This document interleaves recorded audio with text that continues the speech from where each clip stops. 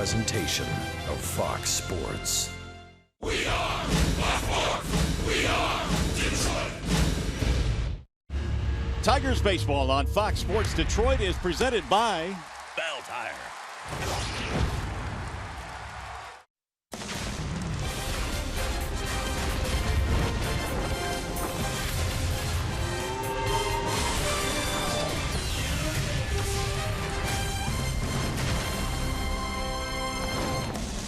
Tonight, the Tigers Roadshow moves to Boston. The next 3 days will be at venerable Fenway Park, where two of the best players in the game will be featured. David Ortiz for the Red Sox, Miguel Cabrera for the Tigers. Welcome to Game 1 in the series, Tigers and Red Sox from Fenway.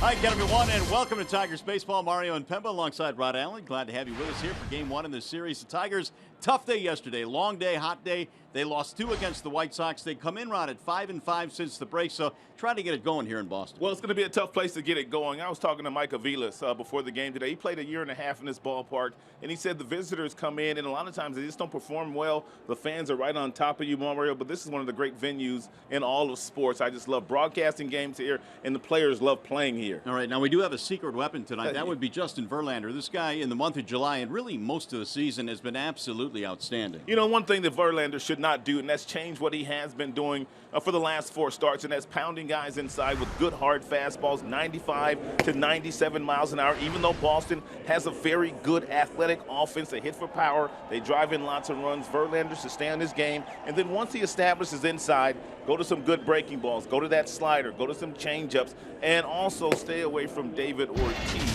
He is one guy that's really worn him out in the past. All right, but he's not the only guy. And really, it's been amazing to see what this Boston team has been able to do offensively. The top of their lineup here at home has been as good as any lineup in the major leagues. Well, it's kind of hard to fathom that these guys are performing as well as they are, and we're showing you 5 guys that are having superior numbers right here in their own ballpark. You've got the grizzled veterans, that would be Ortiz and Pedroia, but take a look at the trio there of Bradley Jr., Bogaerts, and Betts. All these guys are having outstanding years here, lots of extra base hits, Mario, but these aren't even the hottest guys right now. Hanley Ramirez is hotter than all of these guys right now. He was Player of the Week last week in the American League, so this is a very, very difficult lineup to get through. All right, another big crowd filing into Fenway Park. Game 1 in the series coming up after a short break. We send you back to the Coliseum Studios. Check in with Justin White. Tonight, 2 of the most storied franchises in Major League history, Tigers, Red Sox. They get together at Fenway. Coming up next.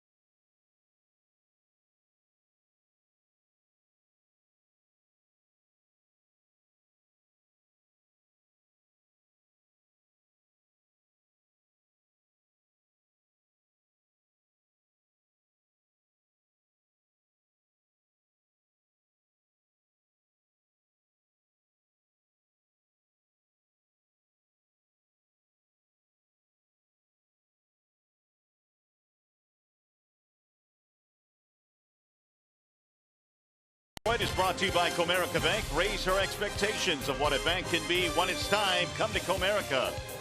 Find your summer of fun with great deals at the Ram Summer Clearance Event. And by Kroger. Nice night right now here in Boston as we get you ready for baseball tonight. The Tigers and the Boston Red Sox. And it's our first trip into venerable Fenway Park here in Boston. Game one in this series. The field conditions tonight are presented by Ace Hardware and the Scotts Company. It's 83 degrees at game time. A little bit of humidity, about 60%. Cloudy right now. There is some rain in the area. Whether or not it comes here is going to be seen. Hopefully it'll skirt the ballpark, but they are predicting some rain at some point this evening.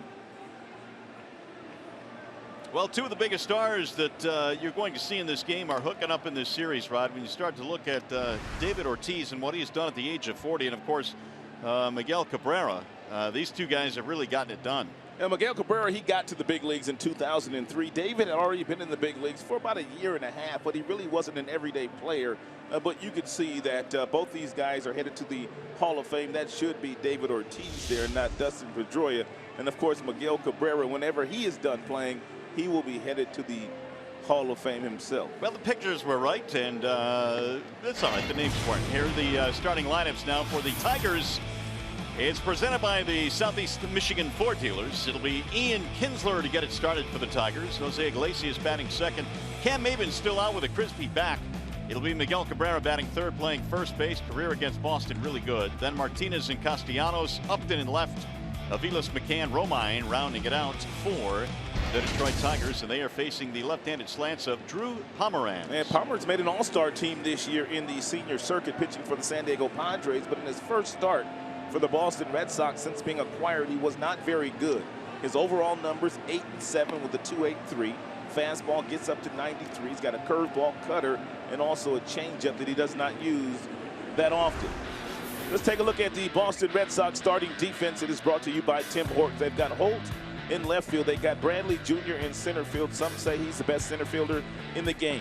Mookie Betts in right. Bogarts, Pedroia up the middle. Hanley Ramirez at first. Travis Shaw, he's at third. And Leon is the catcher. Well, here's something to keep an eye on in this series. If you want to run on these Red Sox outfielders, do it at your own peril because they can all throw. Yeah, Jackie Bradley Jr. in center field has 10 assists, which paces all center fielders in the game. All right, here's Ian Kinsler to get things started now for the Tigers. Lights are on here at Fenway, our first trip into Boston this year. Pomeranz to the motion. Here's the pitch, and it's a strike called on Kinsler. And for the most part, Pomeranz will go 88 to 92, 93. He will pitch inside.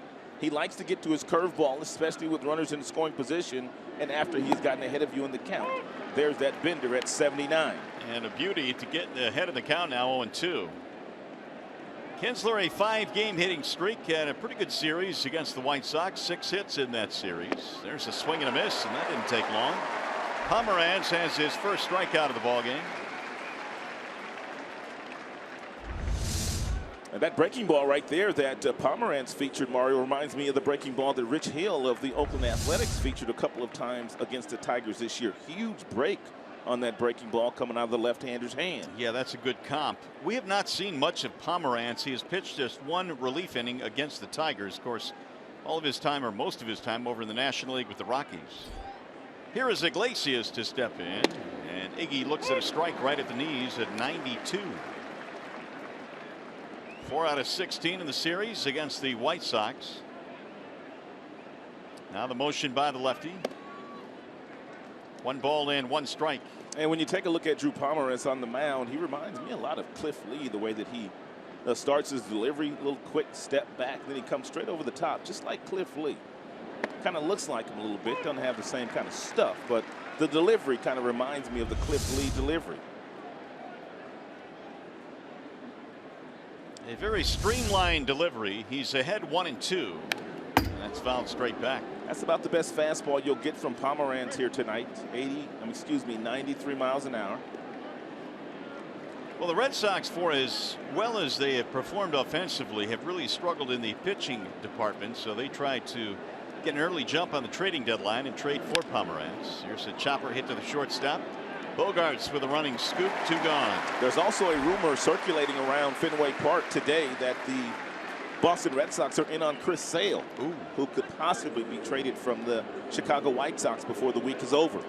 Yes, Sale serving that 5-game team-imposed suspension for cutting up some uniforms the other day. Here's Miguel Cabrera. He will stand in with 2 outs. That sounds so crazy. Cutting up some uniforms. I'm just here to report the facts, that's all.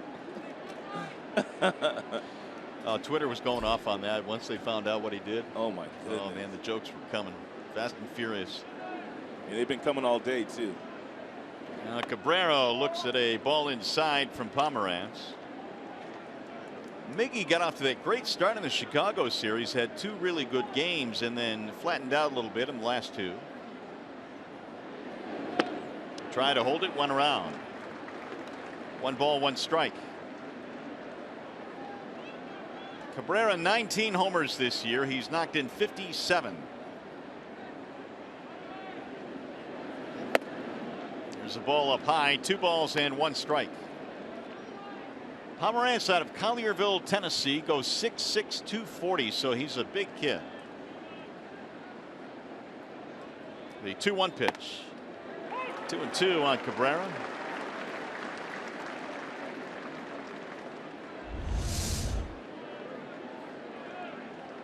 It's like a knuckle curve that Pomeranz is featuring.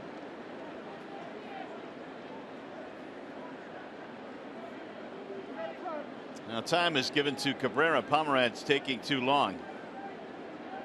Miggy, of course, picked up his 1500th RBI in that series against the White Sox. Career number 1500, join an elite club. Now the 2-2. Full count, 3-2. Should Cabrera reach, Victor Martinez waiting on deck. Tigers with a tough day yesterday, lost a couple of walk-off games, the completion of the suspended game and then the scheduled game in Chicago, and they were looking pretty at least to get 3 out of 4 in that series. Adam Eaton basically took over the game yesterday.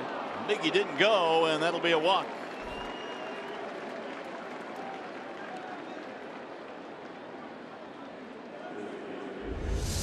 Take a look at the grip here in the hand of Pomeranz. You can see there's a spike with the index finger. That's called a knuckle curve ball, and he has been able to bury that ball at the bottom of the strike zone. Miggy able to lay off that one. Both Cabrera and Leon, the batter and catcher, pointing down to first base for that appeal. It's not uncommon for Miguel to do that. So here is Martinez now with a 2-out base runner. Victor batting from the right side, is hitting .291 overall this year, and he looks at a strike. When Martinez and Cabrera are both going good together, this is a very difficult offense to stop. But it's been somewhat uneven for both of these guys since the break. Here's a ball low, 1-1 the count on Victor.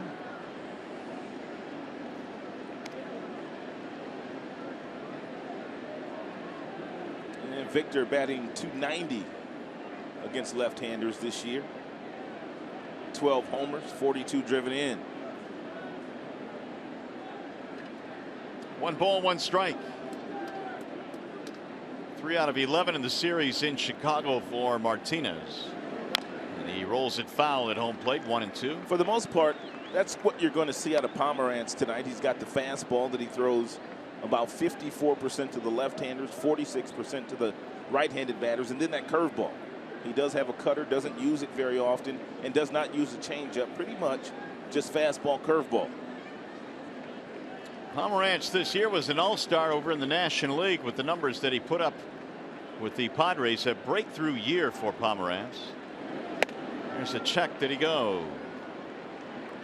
Did not. 2 balls, 2 strikes. Just underway here at Fenway. Cabrera has walked with 2 outs. Castellanos waiting on deck.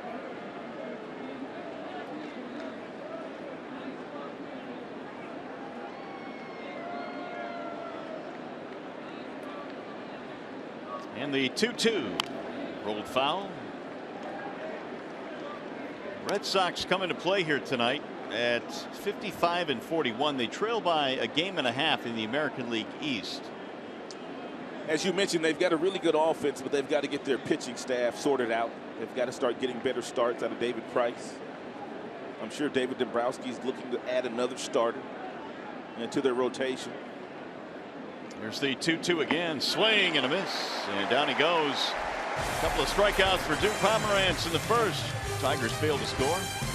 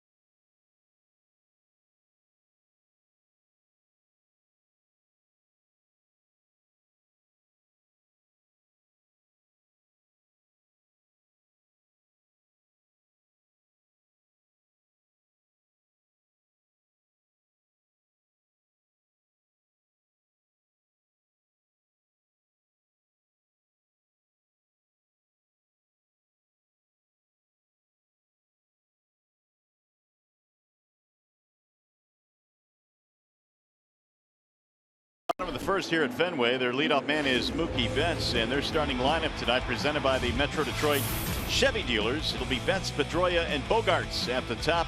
This homestand, Bogaerts hitting .538.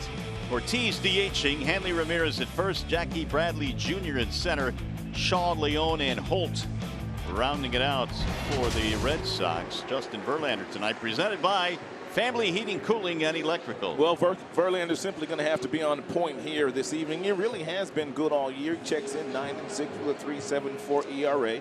His fastball has been explosive, and he's gotten a lot of swings and misses on his fastball, and you know his breaking balls have been exceptional since he's come to the big leagues. So JV here in a tough place to pitch, facing a very tough lineup. We'll go to work against Mookie Betts, who leads it off. What a year he's had. First one home, sails inside 1-0. And John Farrell, the manager of the Boston Red Sox, has 6 starters in his lineup today that have better than the 300 batting average all season against right-handed pitching. This offense is ridiculous. 1-0 is fouled back out of play. This cat right here in the batter's box, they say Mario might be the best of everybody. That would be Bogaerts. That would be Junior in center field. People are really impressed with this good kid here, Mookie Betts. Well, Betts and Kinsler, both leadoff guys in this game, each have 20 home runs, so there's some stock at the top of these lineups. For sure. Now Verlander with the 1-1. Ball outside, 2-1 on Betts. Mookie now with 42 multi-hit games. That leads the major leagues this year. We'll see how confident Justin is in his fastball here early today, and whether he challenges Betts or whether he goes to an off-speed pitch. Pulled foul down the left field line. He's out in front of that. 2-2.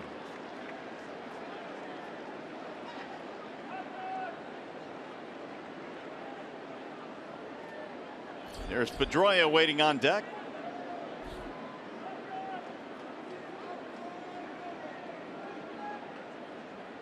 Here's the 2-2.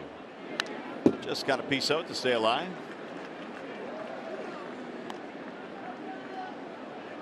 It's been a heck of a month of July for Verlander. 2-0 with a 1.63 ERA in 4 starts. This is his 5th start in the month for the Tigers. And Verlander pitching as well these days as he did back in the day when he was winning Cy Youngs, making all-star teams. Great fastball, anywhere from 94 up to 98 when he wants to get up there. Right off the mask of McCann. There's 95 here in the very first inning. Actually got the home plate umpire Jim Reynolds. That's already 4 foul balls here in the first at bat. We'll be keeping tabs on that. That is something that a lot of times will drive the pitch count up for JV. Well, you know what Boston's game plan is coming in. It really doesn't change from year to year. They want to wear down the starting pitcher, and they want to get into the opposition's team's bullpen with a lead. Now run the count full at 3-2. Yeah, I mean, when you look at some of the games the Tigers have played in stadiums around the country, when you come to Boston, they are usually grinders, man. It takes a while to get through them. And the fans are right on top of you. Full count on Mookie Betts. Now the 3-2. Another foul back out of play. This has turned into an 8-pitch at bat for their leadoff man Betts. And Mookie Betts missed the last couple of days as we get a look at John Farrell, the manager of the Boston Red Sox. Carl Willis, that's his pitching coach, right next to him. Former Tiger. Yep. On that 84 team, Carl Willis. Again, the 3-2, and it's grounded toward third. Fair ball. Great play, Castellanos. One hop throw is in time. What a play by Nick. Nick Castellanos the last couple of days has been getting some absolute bullets hit at him in third base in Chicago. But this play right here is a spectacular play. Ball hit hard, one step, backhands, and he had to get rid of it in a hurry, throwing off balance because of the speed of Betts, and he just gets him by an eyelash.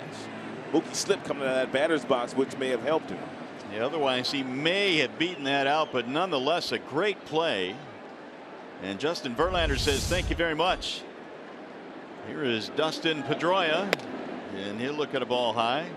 Bernstein Advantage brings you the pitcher-batter matchup between these two, Pedroia and JV, and look at this. No success whatsoever for Pedroia against Justin. Just one hit, although he has fanned only 3 times against JV. And Pedroia fouls it back out of play, 1-1. Pedroia still takes that big swing. Doesn't strike out very often. He's been an outstanding second baseman for the last decade.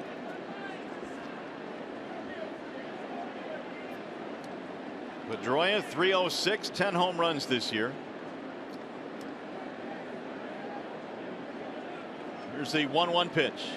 Swing and a miss. You can see the aggression of Justin Verlander here early in the game, pitching inside to Pedroia and also Betts. He wants to go inside. This ball is off the plate inside, and Pedroia just can't hold up on it.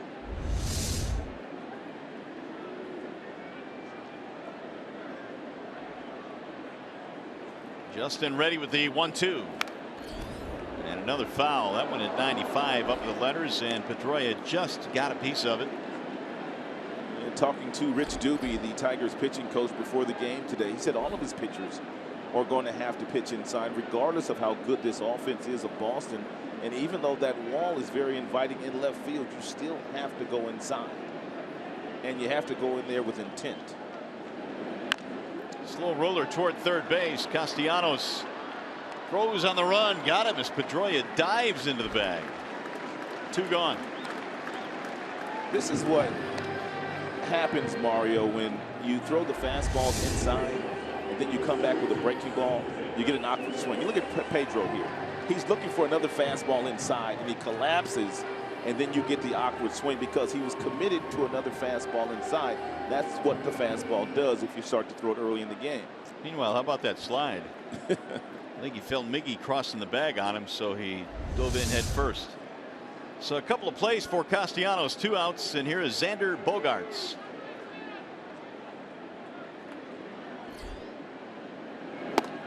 He'll take a strike on the inside part of the plate. Big year for Bogaerts, 333, 11 home runs. Not to mention 61 RBIs in the number 3 slot in their lineup. Here's the 0-1. No balls, 2 strikes on Bogaerts. And so far, Verlander looking awfully sharp out there, especially with the 4-seam fastball. And we've seen that pitch evolve for Justin in the last calendar year. And the velocity has gone from 90 miles an hour all the way up to 98, 99. We've seen Justin Verlander touch that velocity the last couple of starts. Looks healthy to me these days. Yeah, that's the key word right there. That'll bounce in 1-2. And Justin was queried about that after his last start. He said, you know, I never really lost it. It's just that I was injured and could not do the things I needed to do. His offseason program was certainly affected. But now that he's 100% healthy, you see the return of the fastball that reaches upper 90s. He's always had a really nice, smooth, clean delivery. Little chopper off the end of the bat towards second. Kinsler. And 3 ground ball outs for JV. They go 1-2-3.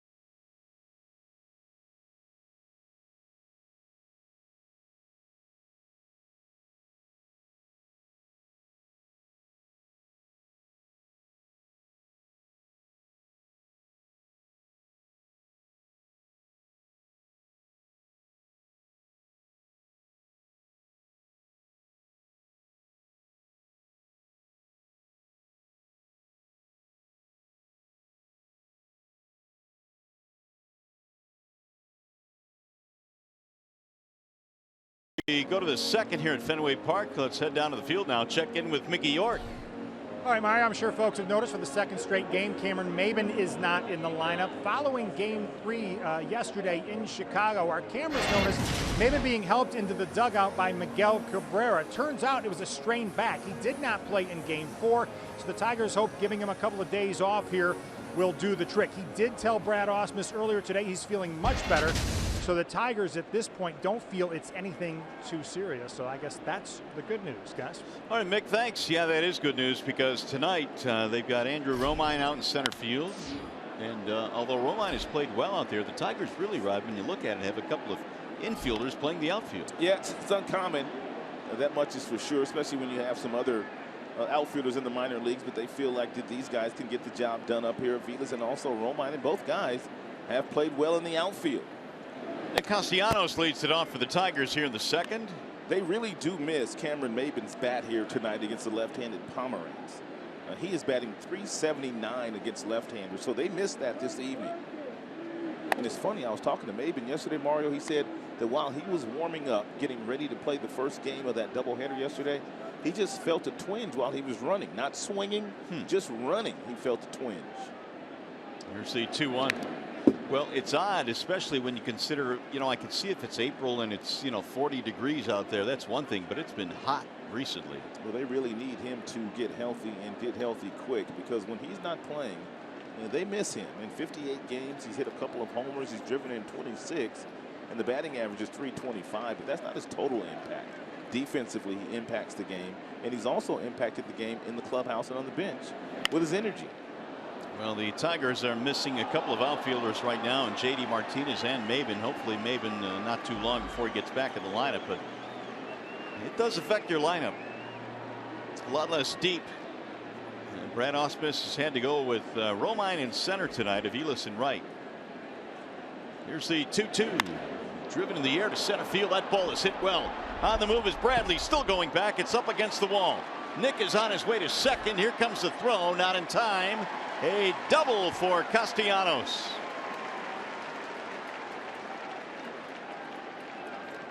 the Tigers have their first hit. And Nick got himself a hanging breaking ball at the top of the strike zone and put a really good swing on it. Jackie Bradley Jr. in center field ran out of room. As you can see, the index finger, the knuckle curve. This ball off the gate, and Nick really had to get on his horse. Man, what a pretty swing by Nick. So Castellanos had a big year in terms of extra base hits. He has a leadoff double, his 22nd double of the year. Here's Justin Upton, and he'll look at a ball outside. 1-0. If you're Upton in this particular situation, runner on second base, nobody out, you have to try to hit something through the right side of the infield. At the very least, you have to get Castellanos over to third with just one out.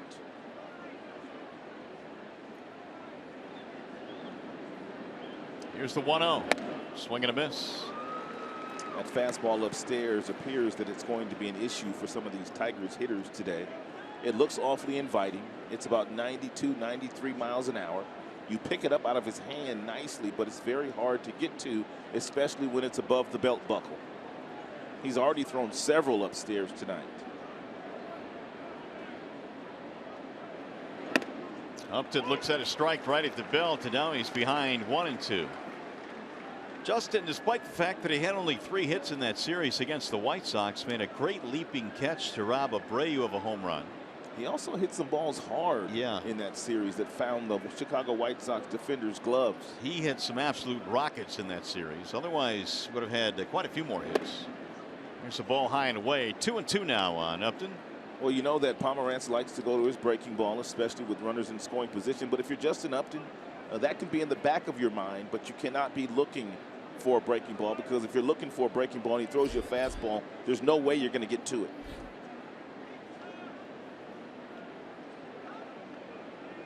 Now the 2-2. Swing and a foul tip into the glove for strike 3.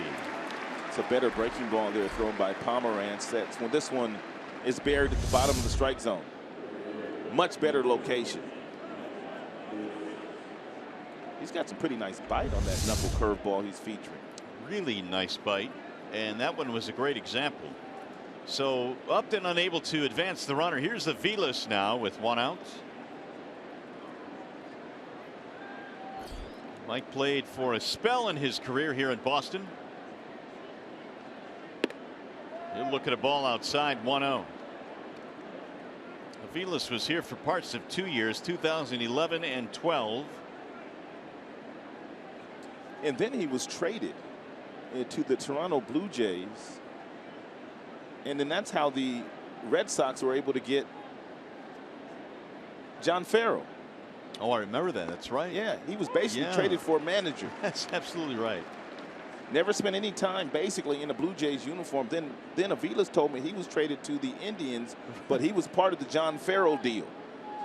And they renew acquaintances here in Boston. 1 ball and 1 strike on Aviles. That is popped up back behind the plate. Is there room? There is. Leon makes the play. That is out number 2. By the way, stay tuned to Tigers Live. Following the game, we select the Fox Sports Detroit Tigers Player of the Game, presented by McDonald's. Stop by for your breakfast favorites, now being served all day. Well, with 2 outs now, Castellanos has not been advanced. And here is James McCann. If you're Castellanos, you have to look at the shortstop. You have to look at the second baseman, Dustin Pedroia. And you have to get a really good secondary lead. Get as much as they will allow you to get. Because as Mario pointed out, the guys in the outfield can really throw. So you have to give yourself that added advantage. Mac was 0 for 3 in the series against the White Sox. And you're looking to strike 0-1. It's been somewhat of a frustrating year for James McCann offensively. We saw last year what he could do, a much better hitter than he is showing this year. James still has 5 homers this season, yet it has not affected his defense. Nor has it affected the way that he really carries himself on a day-to-day basis. Here's the 0-1. Every time you put a microphone in his face, he's there to answer your questions. He has not shied away from the media, even though you know, and he knows he's had a disappointing year thus far. 1 ball, 1 strike.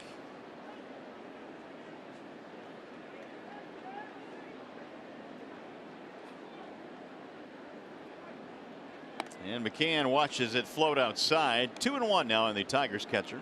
And Pomeranz already tipping his hand. And I know the Tigers have some veteran hitters on their bench that have already recognized the fact that he's going to give you a curveball or two when there's runners in scoring position.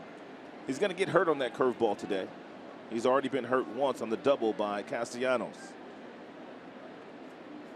Pomeranz acquired on July the 14th in a deal with San Diego. Fouled away. In that deal, the Red Sox gave up one of their better prospects, Anderson Espinosa, who is a pitcher and highly regarded, was the 15th rated player overall in baseball. Well, they say he throws 100 miles an hour. Well, but he's also 18 years old, and that has to be factored in it too. But yeah, I mean, you think about the potential that young man has.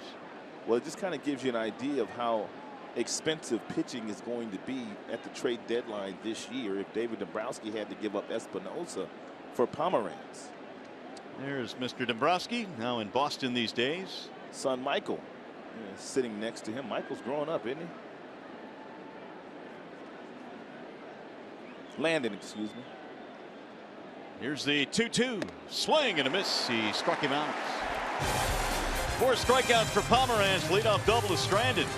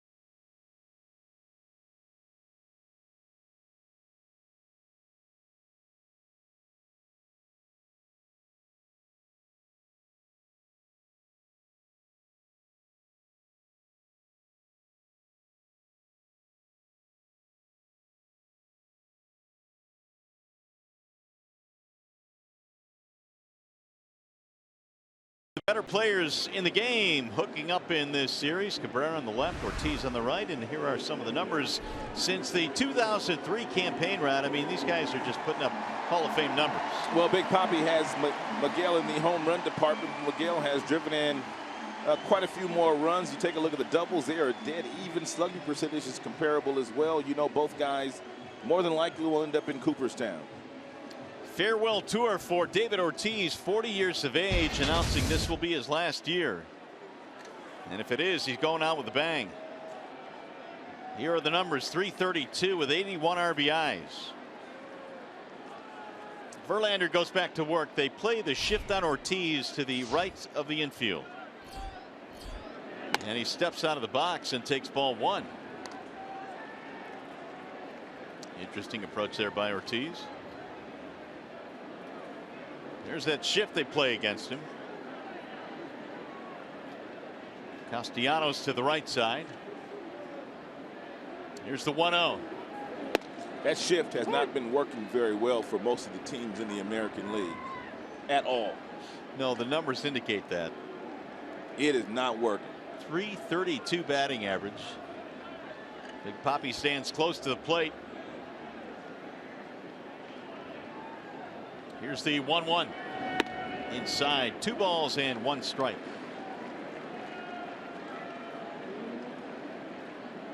And you can see what he does on the balls on the ground. 31% exactly where they're pinching him defensively. The one thing about his numbers this year, not going the opposite way with authority as much as he has in the past. That's popped up foul. McCann is going to backtrack, and he can't make the catch. Ooh, it just started curling back on him.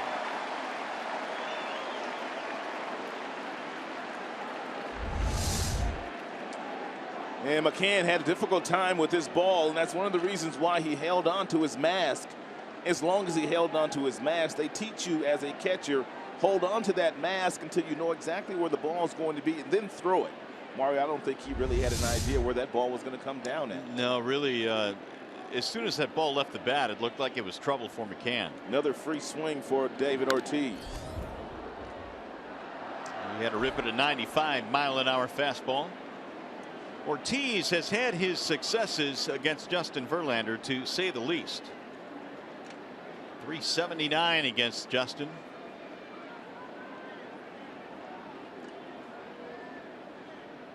And again, the 2-2. Inside, 3 balls and 2 strikes. Verlander had a 1-2-3 first, 3 ground ball outs. They just keep coming at you, man. Hanley Ramirez waiting on deck. Their first 6 are all outstanding, all having good years. And Hanley Ramirez might be the hottest one of all of them right now. 3-2 is popped up foul, third base side. Castellanos, or I should say Iglesias, a long run, but back out of play.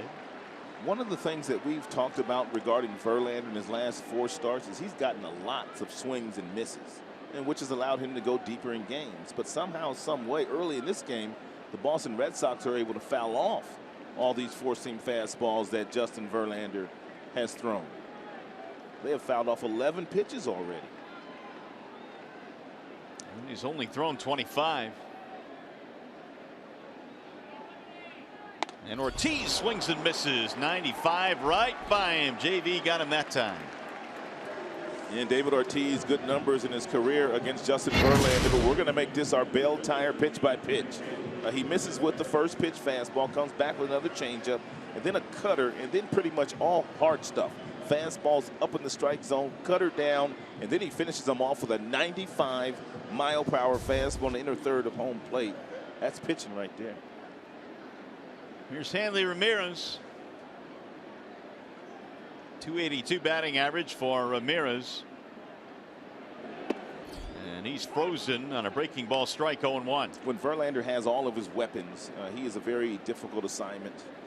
And we've seen the fastball at 95. That was the first curveball we've seen with that kind of depth. He's thrown a changeup. He's thrown a cutter. Haven't seen the slider yet.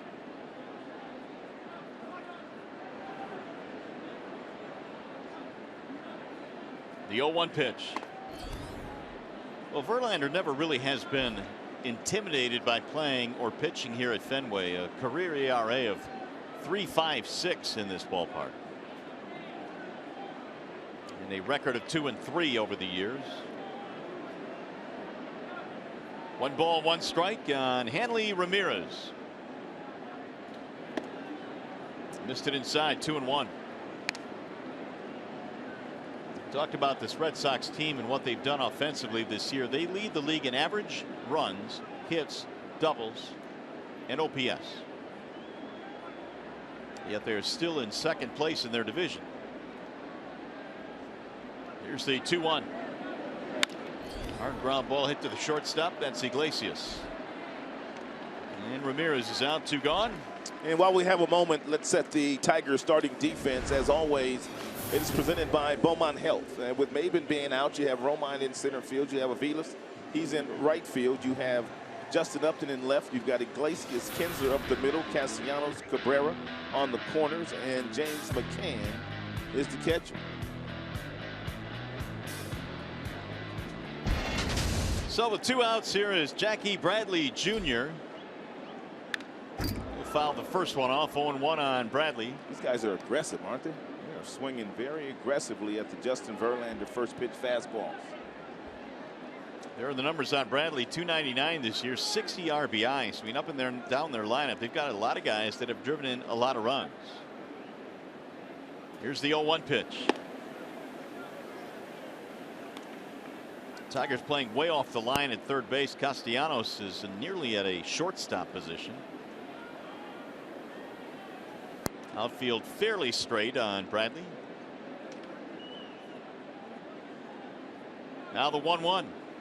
Bouncing ball right back past Verlander. It's going to hit the bag. Go to Kinsler. Throw not in time. Sometimes it's better to be lucky than good, and that's exactly what Jackie Bradley Jr. was on that base hit. Awfully lucky. You can see that develop. Once it got by Verlander, it made a beeline for the bag. Iglesias is behind the bag waiting for it. And even though Bradley can run, there's no doubt Iglesias would have been able to make the play. As it was, Kinsler made it awfully close.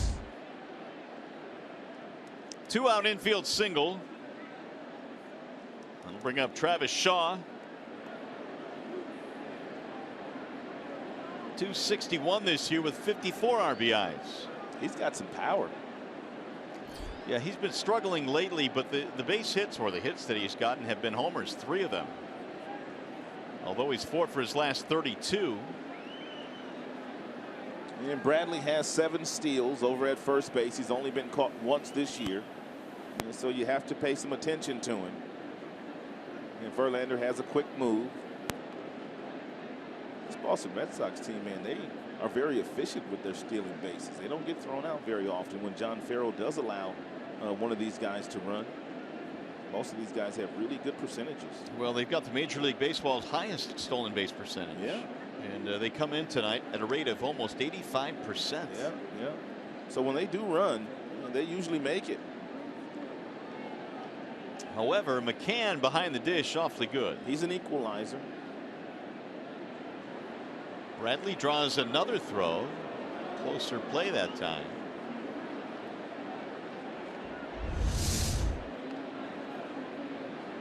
I like where Miguel caught that ball. Where he caught it, all he had to do was just put the tag on Jackie Bradley Jr. He didn't have to reach out for the ball, then pull it back. That's how you do it when you're taking throws from pitchers on pickoff moves. Tigers must have been looking at that one. Verlander stepped off the mound momentarily. It was close enough. Brad waved it off.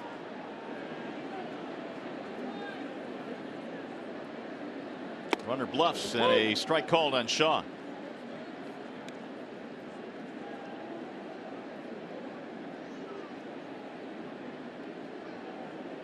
Shaw last year hit 13 homers. He's got 12 already this year. I was watching this young man take some batting practice. I was down there talking to the hitting coach, Chili Davis, and the ball makes a different sound off his bat, Mario. Shaw's got some pop in that bat. Big kid.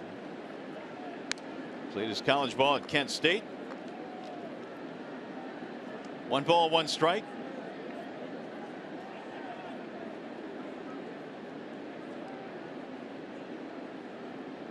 .6'4", 230.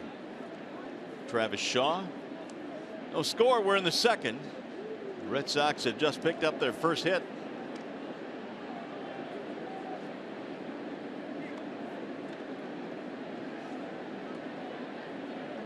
Justin, overall in his career against Boston, a 3-5 record, sub 500, but the real number that matters, a 3.16 ERA. It'll miss low and inside, 2-1. And think about the offenses they've had here in Boston over the last few years.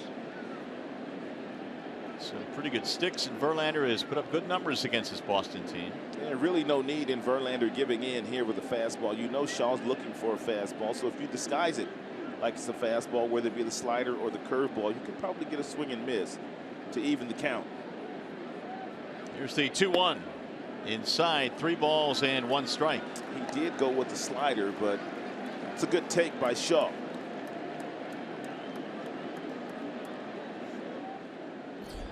Waiting on deck is the catcher, Leon.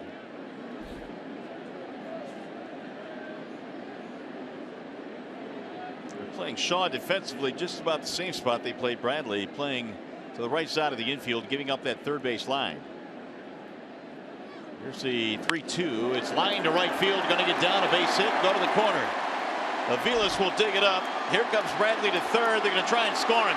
Here comes Kinsler's relay to the plate. Not in time.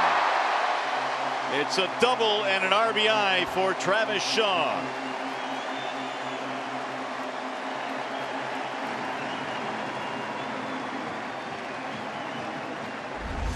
And Shaw hasn't gotten many hits lately, but he gets a big hit here. It's a changeup. You could see it's where that number 5 was. It tailed outside, and he caught it right off the end of the bat, but still able to hit it and hit it down the right field line. And we told you that Bradley Jr. could run.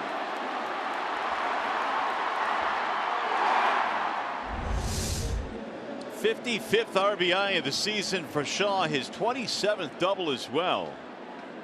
And the Red Sox score first here tonight. Here's Sandy Leon. Well, you talk about taking advantage of a lucky break. A ball hits the bag, which should have been the third out of the inning. It went as an infield single, and then the double by Shaw. Leon in 25 games this year, batting .395.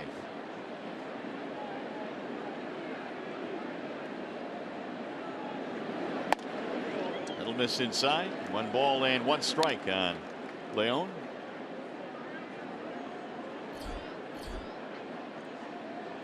JV up to 40 now, 25 of which are strikes.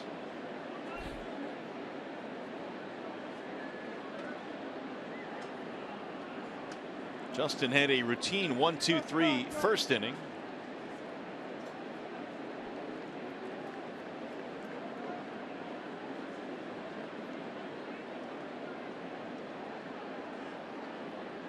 Here's the 1-1.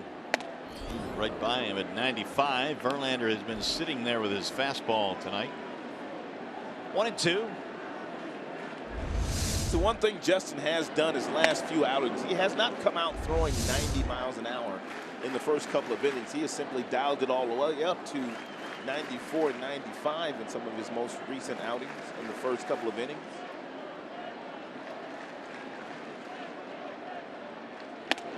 Got him, strike 3. Took it looking at 96 on the gun, and the Red Sox will settle for 1.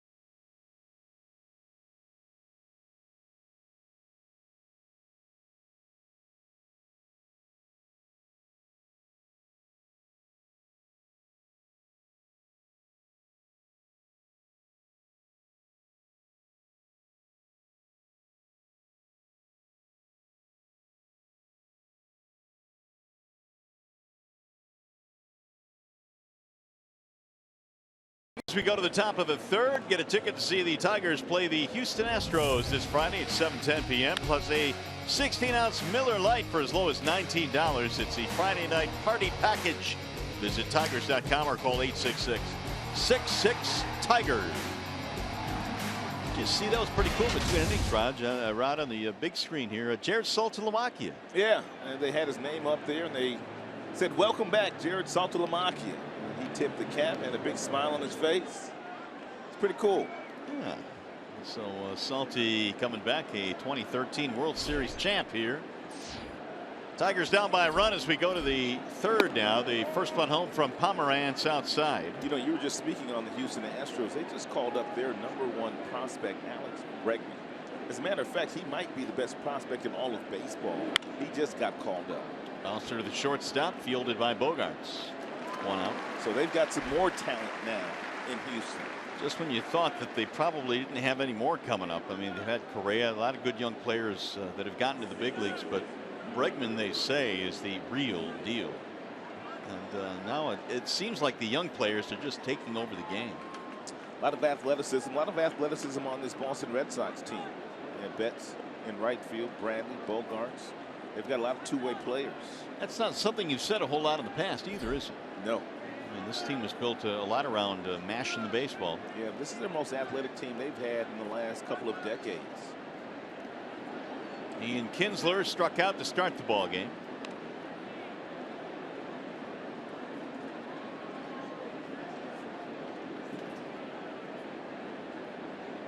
Kinsler hit his 20th home run on Thursday, which now gives him 4 separate seasons of at least 20 home runs. It's rolled foul, 1 ball, 1 strike.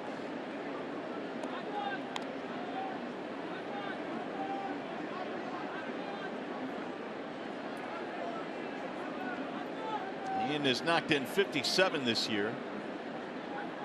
Pomerantz with the 1-1. Rolled on the ground to third. Scooping to his left is Shaw. And there are 2 gone.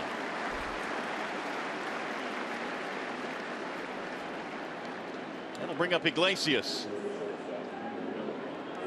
Pomerantz in his first start with the Red Sox was really good through 3 innings, and then in the 4th it kind of caved in on him. And he was shelled in that first start. He's trying to get through 3 scoreless here, 2 outs in the 3rd. He has to be feeling the pressure, knowing what the stakes are. And they obviously have not had great starting pitching all year. He made an all-star team and they're playing for San Diego this year, so they bring him in the second half of the season, and they're hoping he could be a big-time winner for them down the stretch. You saw the numbers there against the Giants. They beat him up pretty good after 3 scoreless. The thing about it, Mario, this is really the first time that Pomerantz has really ever lived up to all the hype that was placed upon him when he first signed a professional contract with the Cleveland Indians. Pomerantz back in the day in 2010 was a first-round pick of the Indians. In fact, he was 5th overall out of Ole Miss. And he was untouchable for a couple of years in the Tribe organization. 2-2. He was in the Ubaldo Jimenez deal originally to Colorado, wasn't he? Correct. They had a couple of first-rounders that went the other way in that deal. Alex White being the other. Well, you can see why he's having a lot of success. He has outstanding command with his fastball. He is working all 4 quadrants of the strike zone. He's gone anywhere from 88 to 93 with that heater and a nice little knuckle curve. The 2-2 is lifted back out of play.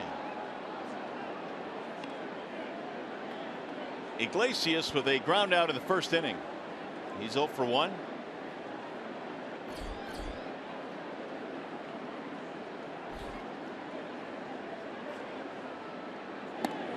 Missed it outside. 3-2. You know, when Pomerantz was drafted in the 1st round in 2010, he was considered the best lefty in the draft that year. You know who else was in that draft? Who was in that draft? Chris Sale. Get Chris Sale. How about that? He was highly regarded, more so than Sale was that year. And kind of look at where their careers have gone so far. Yeah, in vastly different directions. Pomerantz, as you say, finally putting it together this year, an all-star with San Diego. 2.47 ERA. Again, the 3-2. Fouled straight back. That was a cut fastball there at 87 miles an hour. You can see just a little late cutting action in on the hands of Iglesias.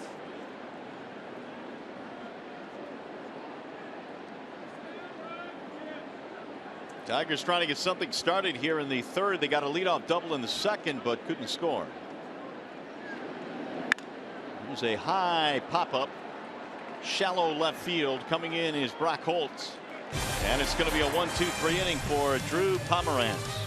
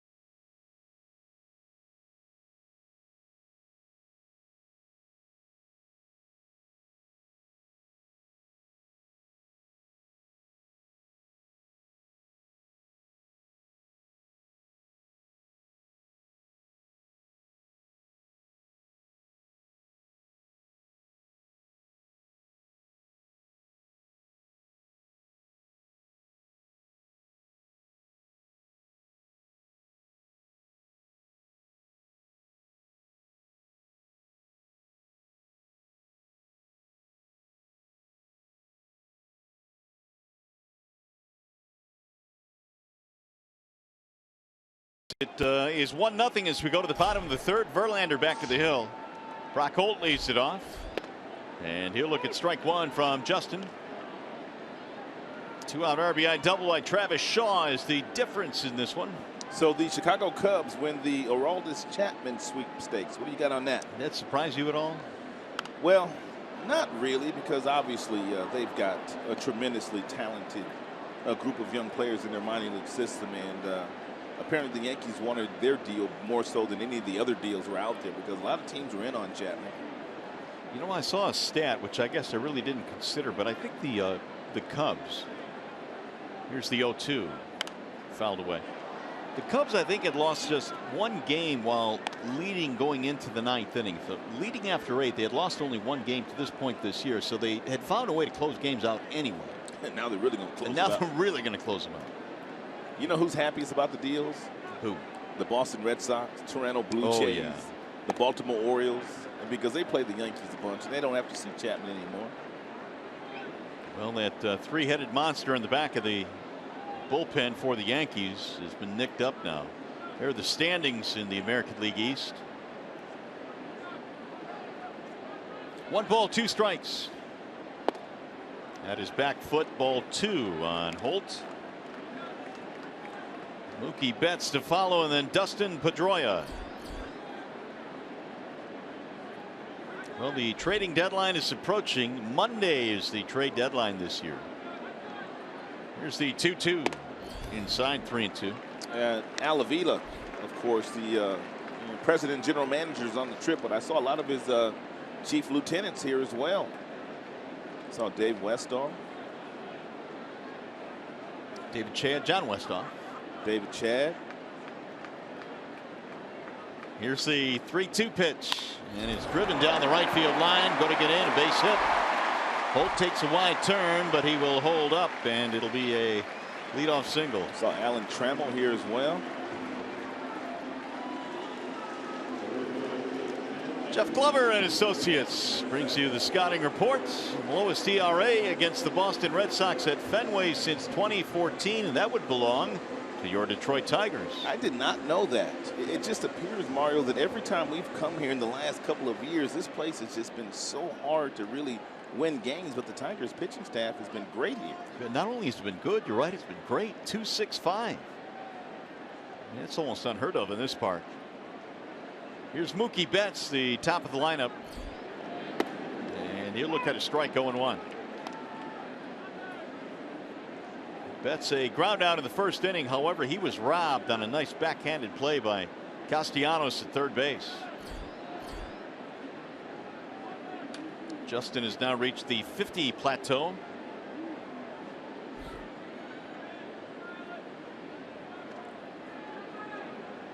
Holt has 3 steals this year in 4 attempts.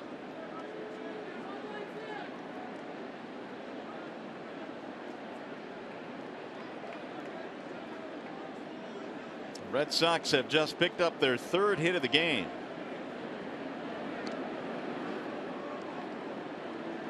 Well, Verlander will make you work down there at first base if you are a base runner. He has had Holt diving in twice already. And he's already thrown 4 ground balls in the game. That's one of the reasons why he wants to make sure he keeps Holt close. He wants to keep his double play in order should Betts hit something on the ground. Lifted back out of play. Well, that's one thing the Tigers have done well this year. They have turned 103 double plays this year, 3rd most in the American League. Of course, most of the double play turning comes from their outstanding double play combination of Iglesias and Kinsler. And a lot of that with Mike Pelfrey on the mound. He's had a lot of them turned behind him. He seems to have that ground ball dialed in anytime there's a runner on first, doesn't he? He's been great in that regard. The Tigers as a team have been as well. Here's the 0-2. Again, back out of play, so the foul balls continue against Verlander. Verlander continues to throw that 4-seam fastball aggressively inside on all of the Boston Red Sox hitters so far tonight. Rich Doobie told me that Verlander would be aggressive with that fastball in. But he's gone in there more so, Mario, than I can remember him going in on any team so far this year. Agreed. Yeah, but this is a different challenge.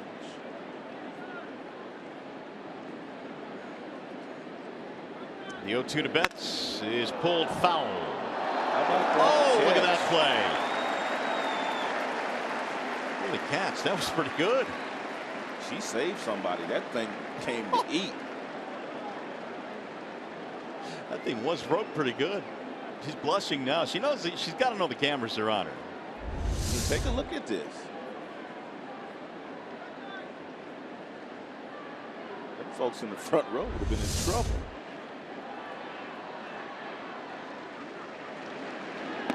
There's the ball low and away as Betts thought about it, did not offer.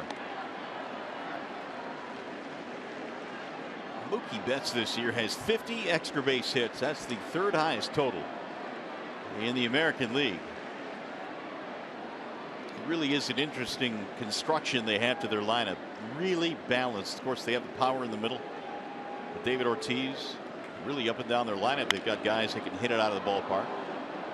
That's in the shallow left field. Upton coming in. And one gone.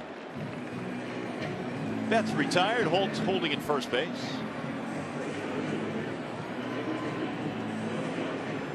Bring up Dustin Pedroia. Tigers have 3 here in Boston. Then they come home. The Astros are coming in over the weekend. Then it's trade deadline time.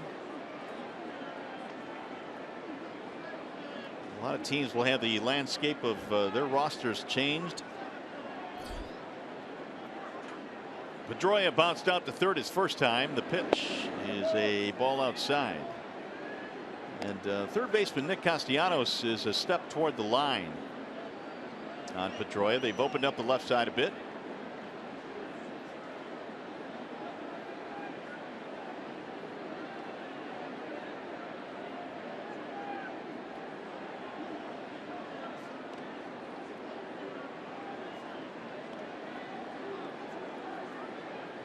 Tigers hoping Verlander can give them a lengthy effort here tonight. Of course, the bullpen has had to work overtime in that series in Chicago, but JV has gone into the 7th inning in 12 of his last 14 starts. There's a bouncing ball through the hole. Base hit. That'll put 2 men on now for the Red Sox. So Pedroia with a single. Holt moves to second base. And now you got to start dealing with the middle of this Boston lineup. Xander Bogaerts.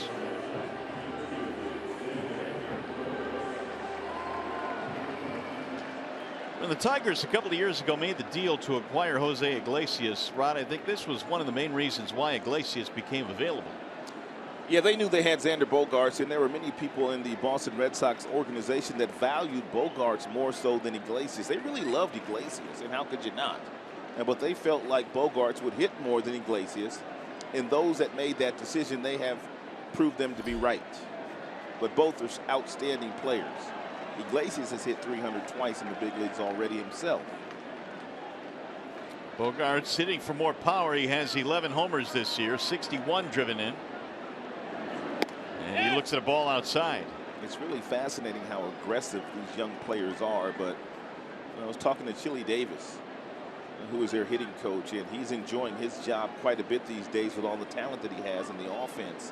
He says that both Bogaerts and also Betts have some of the quickest hands he's ever seen in a young player.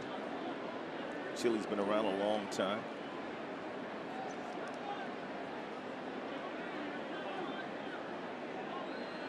Chili was a terrific hitter in his own right. Good switch hitter, hit for a lot of power. Chili at 350 homers. That's a lot of taters. Yes, it is. Here's the 1-0. Lifted back out of play. Something else about Chili. He went to Dorsey High School in Los Angeles, California, and that's the same high school that Sparky Anderson went to. He had a long career. San Francisco, the Angels, Minnesota, the Angels again, KC. 1 ball and 1 strike.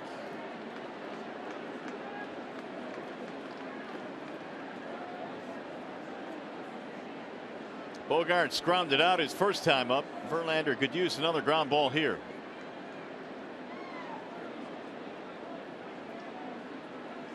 JV really has slowed things down now with 2 men on base. Red Sox got a run in the second on the 2-out RBI double by Travis Shaw. The 1-1. Counts. We'll get back into the seats. Lickety split. You are, if you're a fan, right on top of the action here. One more look at this fastball inside. You can see this ball is well off the plate inside, but so many of these right-handed hitters now know, Mario, that Verlander is going to go in there. As soon as you see it, you think you can get to it as a hitter, and that ball about chewed his bat in half.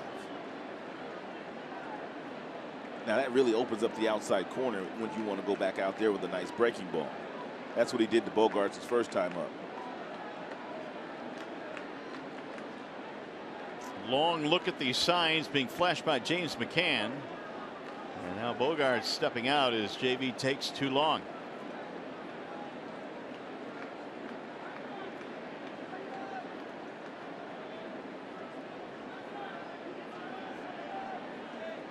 Now the 1-2. Lifted in the air towards center field. Romine is back to make the play. Bogaerts is out, 2 gone. See, that's just a wonderful job of pitching there by Verlander. We showed you the previous pitch, which was a fastball inside the Bogaerts, and it was about 94 miles an hour, and it was off the plate. So then all of a sudden he starts to look inside. You go back outside with a good breaking ball, and you keep guys off balance. Verlander's done a nice job of that so far today. It's a grueling start so far for him, though, partner. Already up 61 pitches. Yeah, I agree, and I think we kind of felt it was going to be this way based on A, this ballpark, and B, this offense he was facing. But now he's got another matchup here with Ortiz, this time with 2 men on. I know Hanley Ramirez has been really hot the last week, but don't get it totally twisted. You still have a base open. Even though it's third base, you don't have to give in to David Ortiz here with 2 outs. You're looking at a ball inside at 97 from Verlander. It would not be the worst thing in the world if you just happen to walk him, and then you really have to focus on the right-handed batter, which would be Hanley Ramirez, who does not have near the numbers against you that Ortiz does. Yeah, Ortiz came in with some eye-popping numbers, 379 against Verlander, including a couple of home runs. There's a swing and a high drive into right field. Mike Avila's going over. He's under it, and that is that. So Verlander pitches around a couple of base hits. We go to the 4th. Miguel Cabrera will get things started for the Tigers.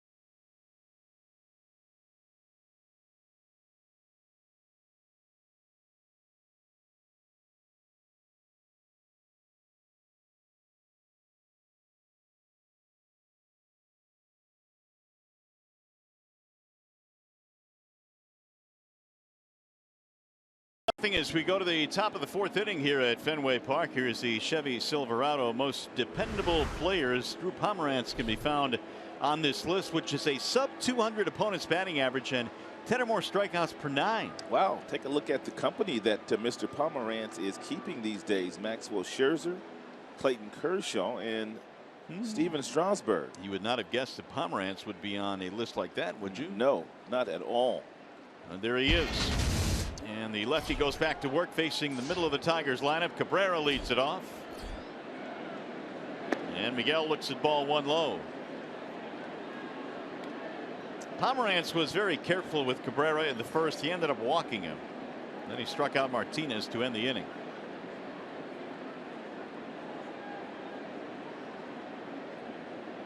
Here's the 1-0 pitch. Breaking ball sails high. Pomeranz does something on the mound, Mario, I don't think I've ever seen a pitcher do. He starts like he's in the stretch, and then he comes to a pause position like right now. And then he looks in to get his sign, and then he kind of starts his delivery. It is a little bit different. Obviously, it's working very well for him, but he starts, and he sets. Now he's going to set. Now he looks in to get the sign. And then he's got that little mini step, and then he throws straight over the top. I don't think I've ever seen a pitcher do that before. 2-2 on Cabrera. Well, it has certainly worked for him this year because his numbers coming into the season were rather pedestrian, to say the least. And Cabrera shoots one fair inside the bag at first base. It'll jut out against the wall, and Miggy will stop with a single. Leadoff man on. Miggy basically took this out of Leon's glove. It's a breaking ball, but look where he makes contact with this ball. You cannot let a ball travel any deeper than that, right down the first baseline. Miggy hasn't been smiling very much these days. Have you noticed that? I have, to be honest with you, and I thought that we might see a few more smiles after he really got back on track in the first 2 games against Chicago. I mean, he's always got that, as Jim Leland would say, the best smile in baseball, but we haven't seen it very much lately. Here is Victor Martinez. Martinez struck out in the first inning. Second time the Tigers have put the leadoff man on. They got the leadoff double in the second, but not only could they not score Castellanos, they couldn't advance him. And Victor, outstanding fastball hitter, especially when he's sitting on a fastball. It's one of the few changeups that Pomeranz has thrown today, and it's an outstanding pitch. 1 ball, 1 strike. Outstanding changeup. Actually, it was a knuckle curve.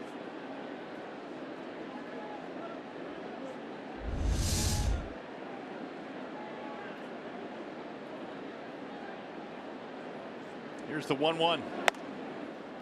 Fastball at 92 sails high. 2 balls and 1 strike. When you look at the numbers that Pomeranz had in his days with the Rockies after that trade from the Indians, he was 4-14 with them. About 3 years of work with the Rockies. This by far has been his best season. Pulled on the ground to third, should be 2. There's 1. Pedroia's relay, there's 2. Sharply hit and right at Travis Shaw. 5-4-3, 2 gone.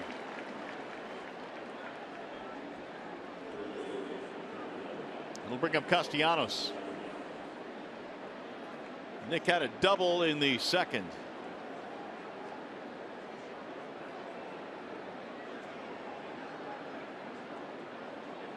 And that double by Castellanos really the only ball hit hard so far tonight against Drew. Ball was hit up against the center field wall back in the second inning, but the Tigers couldn't get him in. Big swing there, 0-1. Castellanos now has 22 doubles, 4 triples this year to go with his 18 homers.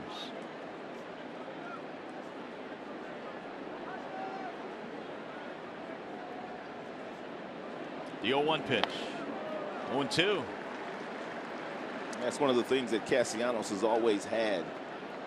And bat to ball accuracy. And coming out of high school, he was the best high school prospect as far as hitter was concerned in that draft, and really starting to come into his own. We'll loop that one back out of play. Oh, nice catch. David Ortiz fan. Pretty good. He's styling too. Check out the glove, red and black glove. Hey, give yourself a round of applause. How many times does a fan get 2 replays? That's pretty good. Here's the 0-2 to Nick. Rolled foul, third base side.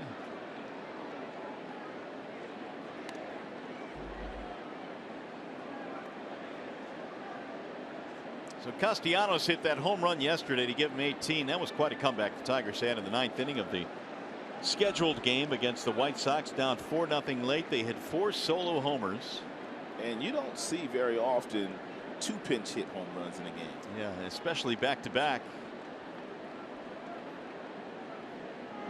Swing and a miss, and down he goes. Castellanos out on strikes. That'll be it for the Tigers. We go to the bottom of the 4th at Fenway.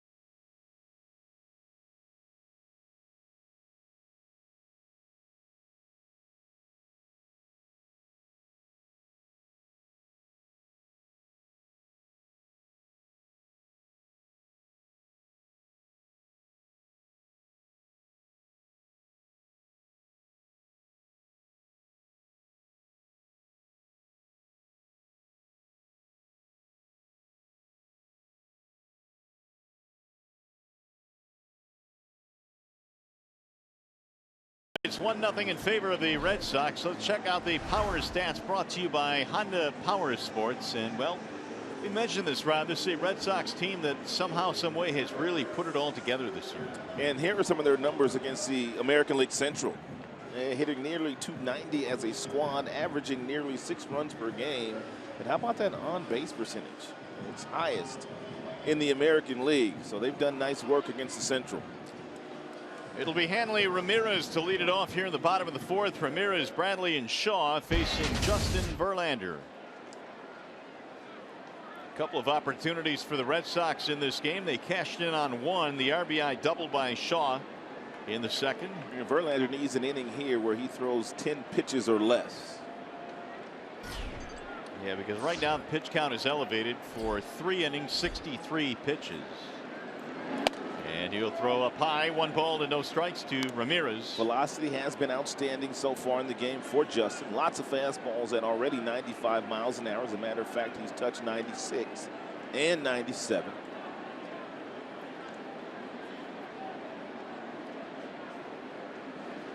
Here's the 1-0. 2-0. Ramirez, the player of the week in the American League, 5 home runs last week. That was just announced today. He drove in 7 runs in 1 contest, I believe. Yeah, he had 3 of those homers in that game. 12 runs driven in last week for Ramirez. That's a month for some people. 2-0 was swung on and missed. And Verlander calls this a slider, but you can see this does not have nearly the kind of tilt that most sliders do. That's more of a cut fastball there. I mean, just a little short, sharp break, but an effective pitch for Verlander the last 2 months.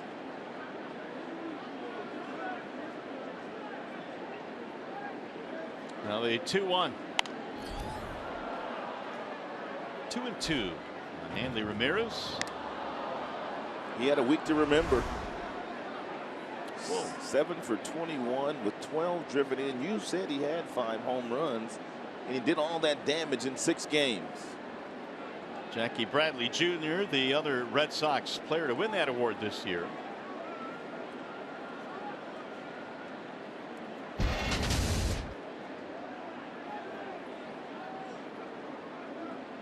Now the 2-2. Oh, he got him. Strike 3. Caught him looking.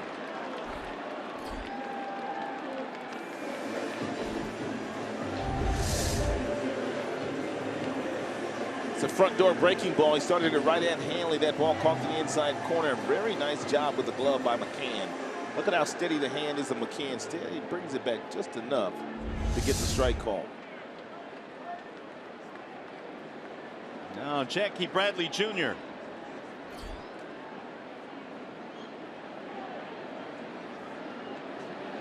He swings and rolls one to short. Iglesias has it there. 2 up, 2 down. We'll bring up Travis Shaw. Well, it's our first visit to Fenway Park. It's turned into a nice night. They were saying there was a lot of rain in the area, but fortunately, apparently that cell has died out, so it's a very nice evening here. Yeah, well, and the Tigers have had enough rain delays, partly in the last couple of days, to last for at least another month. About 4 hours of rain delays over the weekend in Chicago. You know what that means, don't you? What does that mean? We just sit around and eat during the rain delays. That's not good either. No, rain delays mean a pound or 2 gained on the frame. And then when we got on the plane to travel to Boston last night, we had to wait around for another extra hour or so, so you had a chance to eat some more groceries. What did we do then? We ate some more. We ate. We did eat. Here's the 0-1 to Shaw. Swing and a miss. Tried to hold. Couldn't do it. Good pitch. Good breaking ball. Located beautifully down and in to a guy that you know that's very aggressive, that loves to hunt fastballs. You don't have to throw him a strike here. You can throw it up, you can throw it down, and there's a pretty good chance you're going to get a strikeout. Don't give him anything good to hit. Too high. 1-2 on Shaw. Doubled in a run. Was back in the second. He came into this game just 4 for his previous 32. Here's the 1-2 pitch. Swing and a miss. Struck him out. Verlander now is fan 4. JV with a 1-2-3 4th inning. He must have heard us say he needed a 10-pitch inning.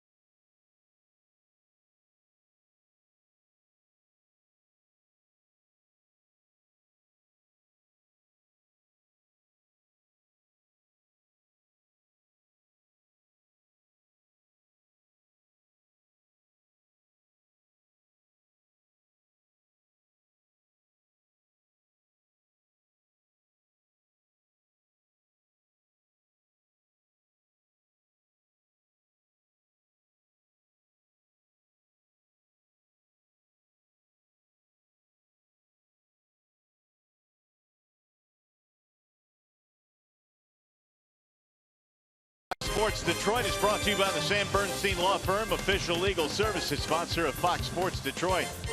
Bell Tire, get the lowest tire price, period. Bell Tire. And by Chevrolet, more than you expect for less than you imagine.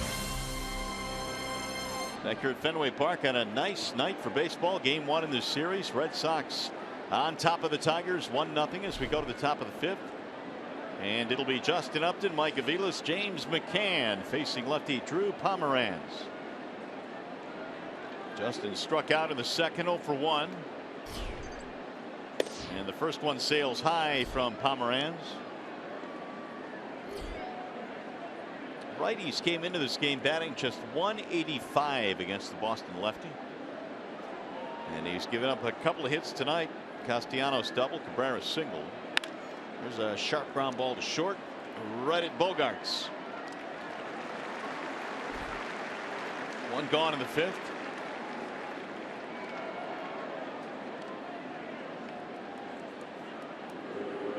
We'll bring up Mike Aviles.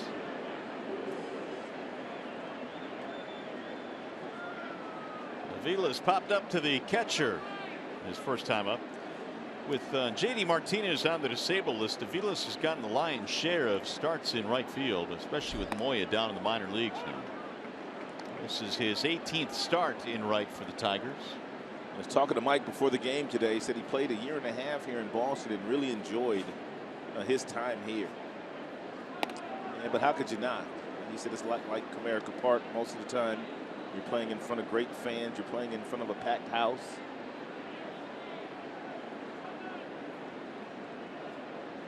Here's the 1-1.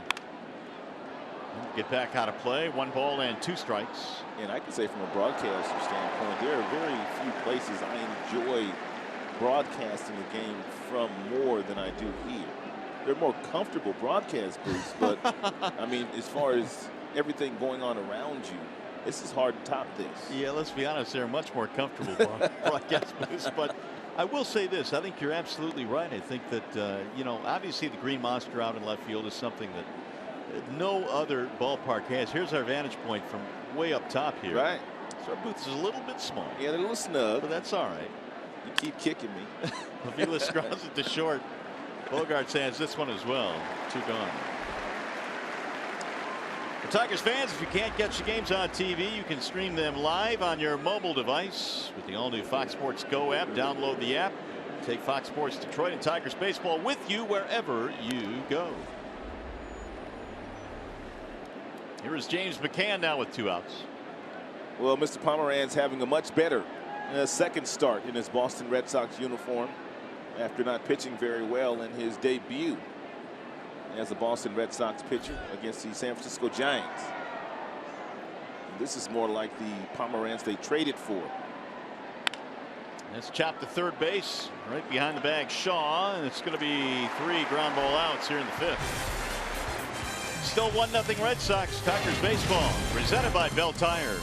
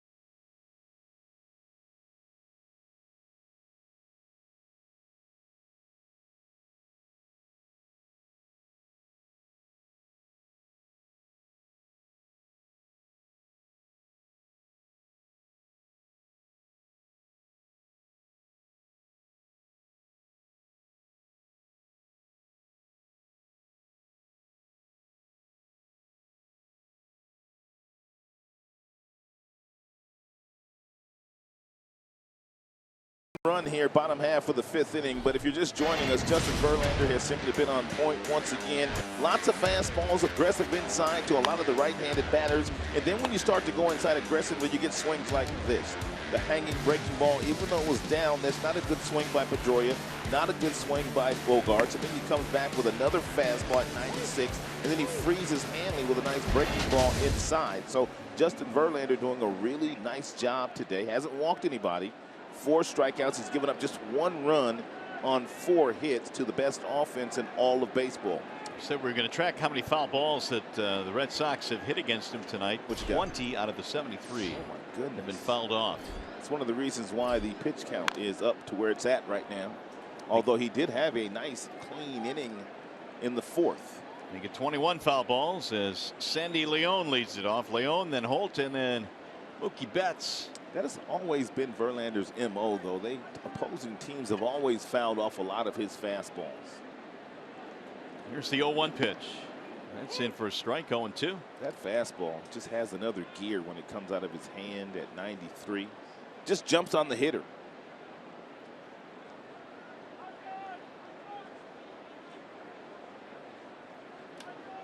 Justin ready with the 0-2. And now time called as Betts, or make it Leon rather, steps out. Justin came in second all time in strikeouts in Tigers history. He's got 4 more tonight. That fastball fouled away.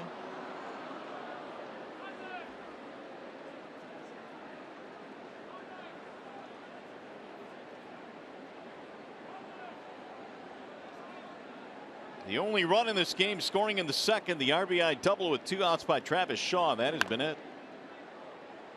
And another one rolled foul. More of a routine play down there. The fans here in this ballpark have made some nice plays tonight. They come to play? They came to play. So did she.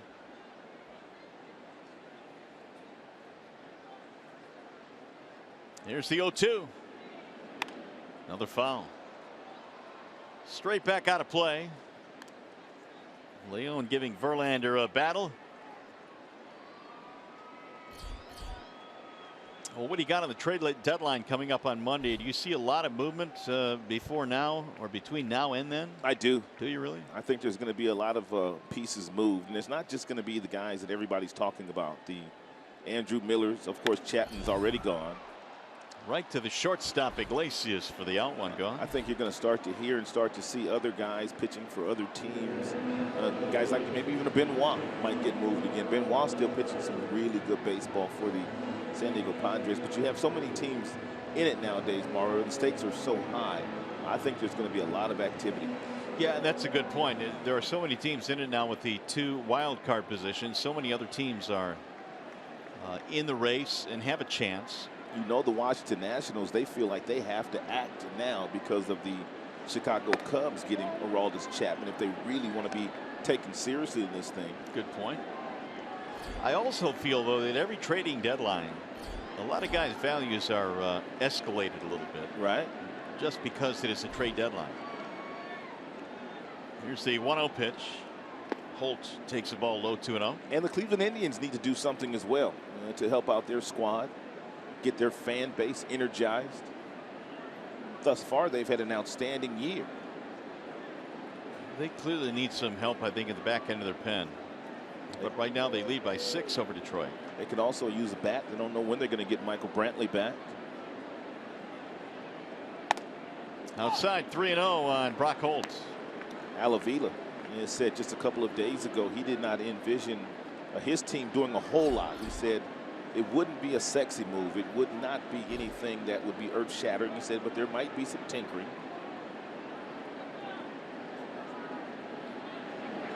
Holt takes. It's a strike 3-1. Well, the point he brought up, I think, is a good one. This is assuming that the Tigers do get Norris back and they do get Zimmerman back fairly soon. I think they're both going to go on another rehab. Daniel said before the game today he will. He'll be going to Double-A for his next rehab. Now the 3-1. It's a strike 3-2. And Daniel, even though the numbers weren't pretty in his last outing in Triple-A, he said he felt like he was throwing the ball well. Zimmerman, meanwhile, in his rehab start, said he felt rusty but felt good, which means he'll get another one. 3-2 is outside. He walked in ball 4. 1 on, 1 out. Well, we're gunning for the postseason, and the pennant race is on. Place a deposit on 2017 Detroit Tigers season tickets and receive 2016 postseason priority. Call 313-471-BALL or visit tigers.com. Some Tigers fans in the crowd. As a matter of fact, I saw a lot of Tigers fans downstairs. Yeah, I saw you signing autographs, taking pictures. I did take a photo. Kissing babies. Nice family I met down there. Here's Mookie Betts. And be careful if you throw him a first pitch fastball. He's got some really quick hands and usually doesn't miss fastballs. He'll shoot that one on a line. They're going to get a double play on this, perhaps. No, he got back in time. The throw by Iglesias was not a good one. Yeah, that's a mistake by Iglesias. If you're Jose there, you have to make a stronger throw. You have to make a better throw. And because Holt was clearly out. And he had plenty of time. Yeah, he flipped it underneath, and he bounced it over to Mickey, and Mickey had to come off the bag. And by the time Mickey got back to the bag, it was too late. We really haven't seen Iglesias make many mental mistakes this year. And for me, that's a mental mistake. That's not a physical mistake. That's a mental mistake. So with 2 outs, it gives Pedroia a chance. What should have been a double play keeps the inning going. And we'll see if the Red Sox are able to capitalize.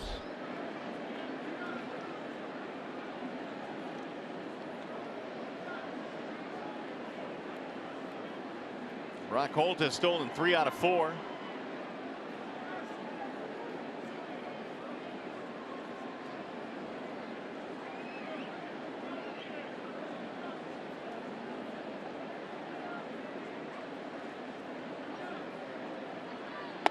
And a strike called.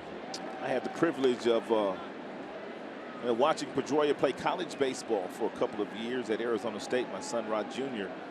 also went to the same school, Morrow, and I have to admit to you, even though I watched him play, I don't know, 25, 30 games, I did not realize he would turn into the player that he has turned into be today. Really? So you didn't see it? Nope, did not see it. Not the MVP, not the Rookie of the Year, not all the accolades that he's received. Tremendous player in college too, though, but just didn't see him dominating the big leagues the way that he had done for his first 5-6 years in the big leagues. Now, was that opinion based on his size? A lot to do with his speed too. I mean, if you look at him, I mean, his tools. I mean, defensively he's really good, but not a strong arm, not fast, not a lot of power. But he's just a really good player, and he's got that one tool you just can't measure, and that's hard. Yeah. Well, he's got 4 Gold Gloves, which is a ton when you consider Boston infielders haven't had a guy that has won 4 Gold Gloves. The MVP in 08, the year before that, the Rookie of the Year. It's been a very decorated career. And take a ball outside. 1-2 now, Pedroia. As a matter of fact, I don't know how many of you know this, but Ian Kinsler was set to start his collegiate career at Arizona State as well. Then all of a sudden, a kid by the name of Dustin Pedroia shows up, and he takes Ian's position at shortstop, and Ian transferred schools. I think both guys have done okay by themselves, though. It's turned out well on both ends. The 1-2. Wouldn't chase. 2-2 the count. That would have been something, having those 2 guys on the infield. Had Ian known he was going to be a second baseman once he got to the major leagues, he may have stayed at ASU. Xander Bogaerts waiting on deck. Boston on top 1-0. We're in the bottom of the 5th here at Fenway. Justin up to 90 pitches now. And we're only in the 5th. The 2-2. Lined right back to the mound. Verlander with a nifty play, and that'll end the inning. No runs, a walk, nobody left. 1 man left. We go to the 6th.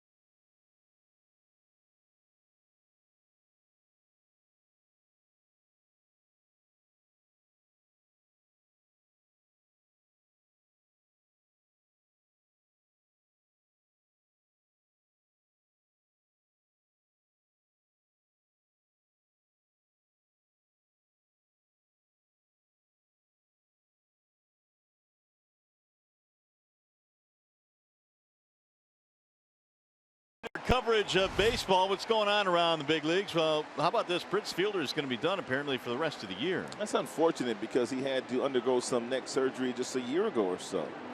Scooter Gennett, his 9th home run of the season in the first inning against Arizona. That ties a single season career high. And that guy, George Springer, he's having himself a pretty good year. 11th Astros leadoff home run this season. That's the most in the majors. That Astros team, as a matter of fact, the last 2 months, there's been no team better than the Houston Astros. Well, we'll see Springer. We'll see Altuve. We'll see that kid Bregman that you talked about earlier, their top prospect, coming up at Comerica this weekend. Altuve very much is in the MVP conversation as we speak. Pomeranz goes back to work. When Jose Altuve first got to the big leagues, I thought his name was Al Tuve. First name Al, last name Tuve. Until I got to know him.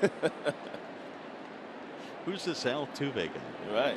Pitch on the way is a check swing. He went, says Brian O'Nora. He's a fabulous young player. Meanwhile, Pomeranz, his pitch count in much better shape than Justin's. He's only thrown 78 so far.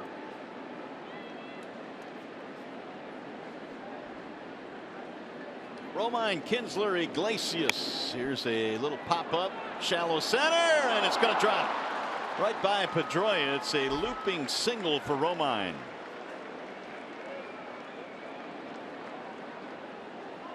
You know, we were talking last half inning about the comparisons of Pedroia, Ian Kinsler. Both were at ASU initially before Ian transferred, but both got to the big leagues at the same time, Mario. And take a look at how comparable their numbers are. Obviously more homers for Ian, more doubles for Pedroia. Pedroia has won an MVP, and you said Gold Gloves and a Rookie of the Year.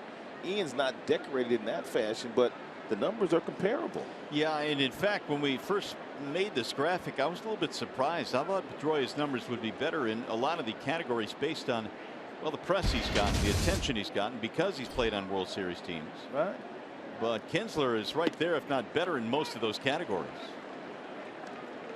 2 World Series for Pedroia. Of course, Ian played in 2 World Series, but they weren't fortunate enough to win those when he was playing for Texas. Strikeout, ground out for Kinsler in this game. Tigers have just picked up their 3rd hit of the contest. Tying run is on now. And a ball up and in. Quick throw to first. And the runner back.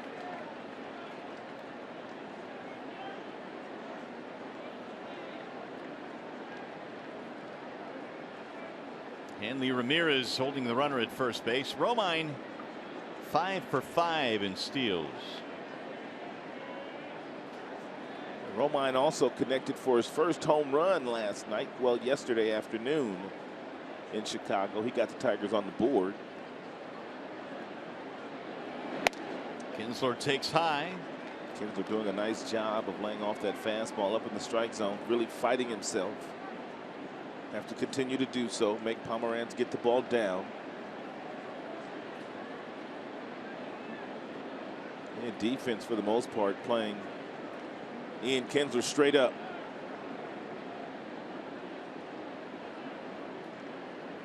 Two one is a strike on the outer edge. It's a real nice off-speed pitch, especially in a fastball count where you know Ian was dialed in for the heater. He pulled the string on him with that knuckle curve. He's throwing this thing beautifully all night long. Appears to throw a strike with it every time he wants to.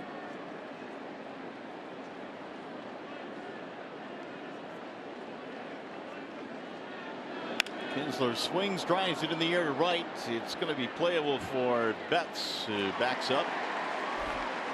And Romine holds it first. One gone. If you're Romine over at first base and you can't get a good enough jump to try to steal a base with the left-hander Pomeranz being on the mound, you have to be aware of the fact that he has thrown a lot of breaking balls, and when pitchers throw a lot of breaking balls, they're going to bounce one every now and then. And when he does bounce it against Iglesias, you need to be ready to take advantage of that and get yourself into scoring position.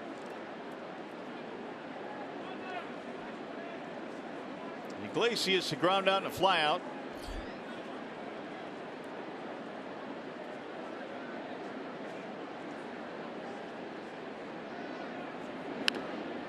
It was almost like breaking ball bounced in the dirt right there. 0-1.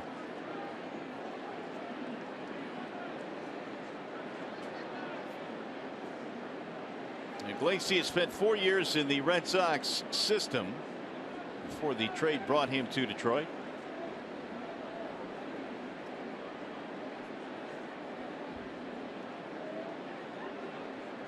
The 0-1.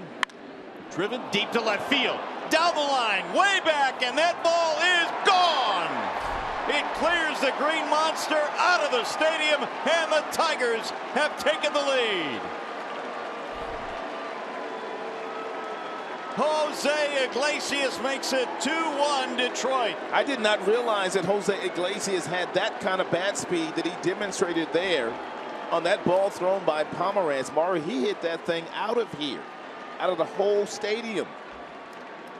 And that is a shot. That is a fastball inside, and man, he got his hands inside, and he generated some tremendous bat speed, and Iglesias knew it was gone as soon as he hit it.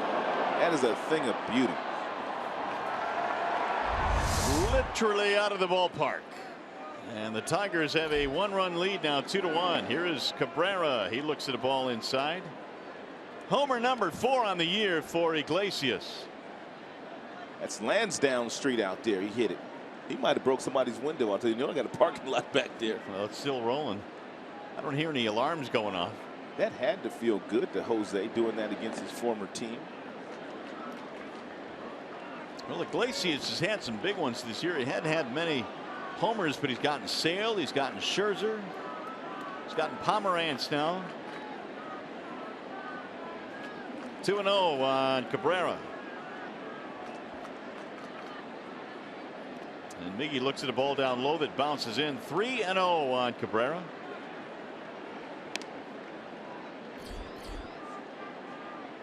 Victor Martinez waiting on deck.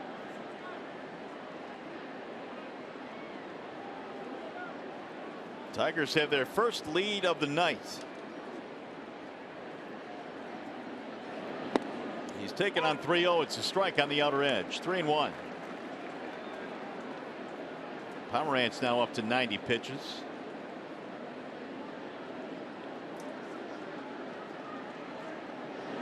And Cabrera takes a walk. It'll be the second time he walks tonight. And no coincidence, the only 2 walks issued by Pomeranz are of Miguel Cabrera. That's pretty much the game plan that was given to him tonight, not to let Miguel beat him. So Joe Kelly warming up.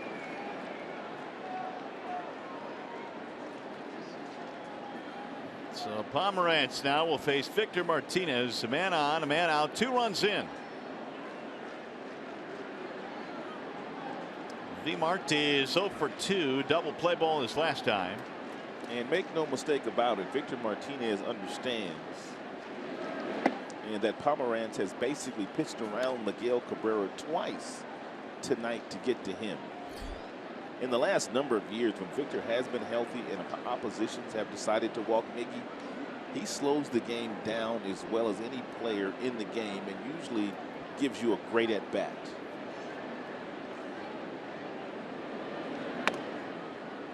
One ball, one strike. Back-to-back off-speed pitches thrown into Martinez by Pomeranz. 1 a ball, 1 a strike. Martinez himself in that series against the White Sox was walked intentionally 3 times. We'll ground that one foul. The count goes to 1-2. 4 times actually, right? Yeah, 4 times. It sure was. Victor was walked intentionally. 1-2 the count on Martinez. Castellanos on deck. Tigers offense couldn't do a whole lot until little guy Jose Iglesias hit a 2-run homer.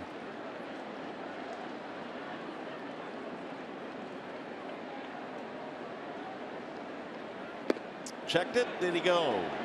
Sure did. He struck him out. So Victor strikes out for the second time in this game. There are 2 gone now. Bring up Castellanos.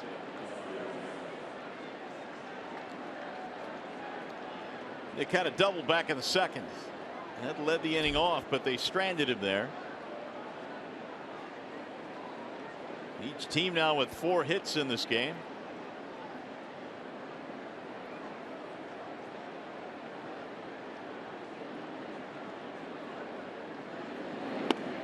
And a strike on the outer edge.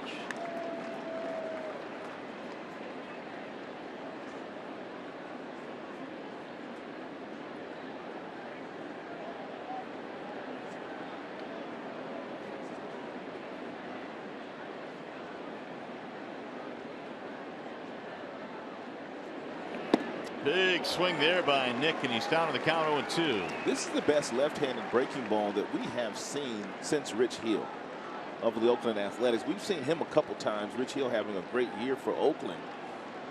But this is the best breaking ball we've seen come out of a left-hander's hands. He's changing speeds with it. He's throwing it inside. He's throwing it outside. We really haven't seen many Tigers get a good swing on his breaking ball today.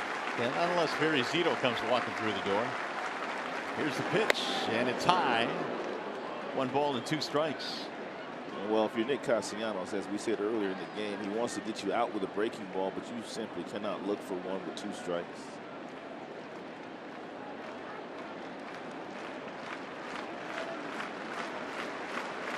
Leadoff single, 1 out, 2-run homer by Iglesias. Here comes that breaking ball. Swing and a miss, and he got Nick. Struck him out for the 2nd time in this game, but Jose Iglesias coming back to Boston with a bang over the monster, out of the stadium, and the Tigers have the lead. I see you, Jose.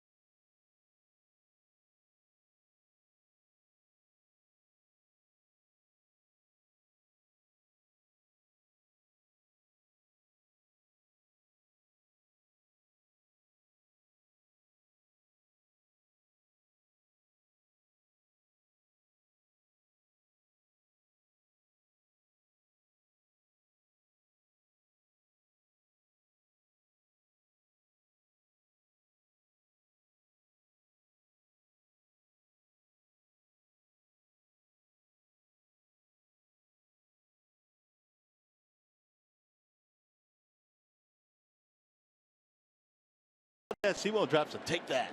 Didn't he, though? Verlander goes back to the hill now with the lead for the first time. It's 2-1. Tigers have the advantage. Xander Bogaerts looks at a strike. And a real nice curveball there thrown by Verlander. Verlander came out throwing quite a few fastballs in the first couple of innings. But in the last 3, he's gone to more breaking balls, more cutters, more sliders, and has really kept the Boston Red Sox off balance thus far. Now they go 1 pitch. It'll be the middle of the lineup here for the Red Sox in the 6th inning. Bogaerts, Ortiz, and then Hanley Ramirez. 3, 4, and 5. Fly ball ground out for Xander Bogaerts. Had a 26-game hitting streak in the month of May. And he drives this one to left. That's a base hit. That's a 94-mile-per-hour fastball whistled to left field off of the bat of Bogaerts. Menards brings you the big money encounter. And David Ortiz is 40 years old, but take a look at his major league ranks. Third in batting average in the big leagues. No one has more extra base hits. 81 RBIs, and his OPS is over 1,000. And he says he's going to take it to the house, Mario, after this year. Do you believe him? You believe him? Geez, I don't know. I mean, it's going to be awfully tough to walk away from the game if you're still, doing what you're doing. I mean, he's still on top. He's not faltering. We'll see. I mean, he's on pace to have the greatest year of any player that has ever played the game, age 40 or older, that's about to retire. No one is doing the kind of things, or has done the kind of things that David Ortiz has done. Well, Ortiz is 0 for 2 in this one. Verlander struck him out in the second, then got him to hit a lazy fly ball in the third. Crowd starting to come alive now after that single by Bogaerts. And David has grounded into 14 double plays. And again looks at a pitch high, offering nothing at it. 1 ball, no strikes. And Tigers not playing him to shift nearly the magnitude that they normally do. Castellanos is basically at home right here. Shading them up the middle a little bit here with these guys, but they're looking for a ground ball here. The Poppy chant starting to echo down from the stands now. Here's the 1-0. He steps away again, looks at a strike. These are updated now. 11 for 31 with a couple of homers against Verlander. And not many guys have those kind of numbers against Justin Verlander with that many at-bats. Popped him up. Shortstop Iglesias back to the grass. And now it's an 0 for 3 night tonight for Ortiz. A couple of fastballs and a breaking ball upstairs that Ortiz basically jammed himself on. When you have that high leg kick, you have to make sure you get the leg kick down. He did not get the leg kick down, and the ball was on its way, and therefore he could not get any bat speed whatsoever. He just rushed his swing and got jammed. He's human. Well, he's also 0 for 3, and now here is Ramirez. Slammed the bat to the ground as well, upset with himself. Hanley Ramirez ground out strikeout. And Verlander needs to make sure he keeps Bogaerts at first base. Bogart has 12 steals. He's only been caught 3 times. Little chopper left side of the infield. Iglesias, he'll throw to second. He'll get the out there. Oh, it was close. Bogaerts, he hurt himself, man. That was an awkward looking slide. May have chewed up his knee a little bit. He did something. He's clearly out. Ramirez aboard on the fielder's choice. Take a look at this slide. And what's he sliding head first for? I don't get that. I've never seen a guy slide in head first on a play like that. Coming in hot. How about CB? Did you see that call by CB Buckner? Yes. He rung him up big time, didn't he? CB liking the camera there. Here is Jackie Bradley Jr. now with 2 outs. Ball darts inside. Fastball from Justin. CB behind the plate on getaway day. He is. What is that? So what are you insinuating? Looking forward to it. CB Buckner. Want to know the count? This will be the 100th pitch for Verlander.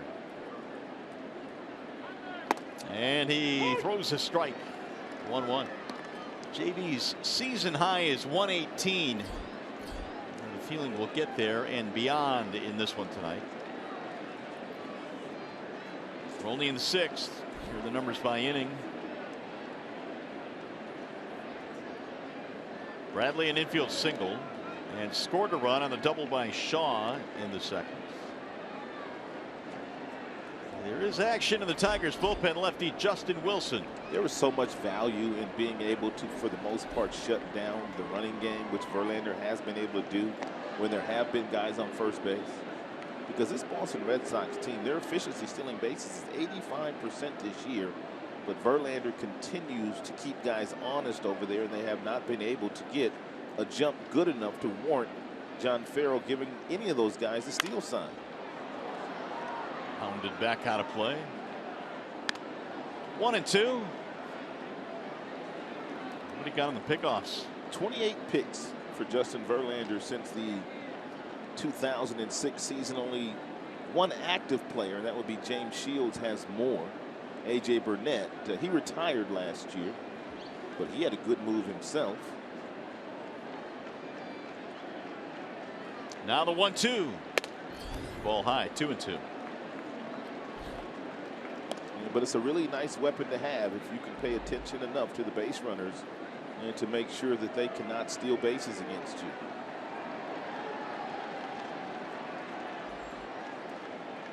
Ramirez 7 for 9 in the stolen base category.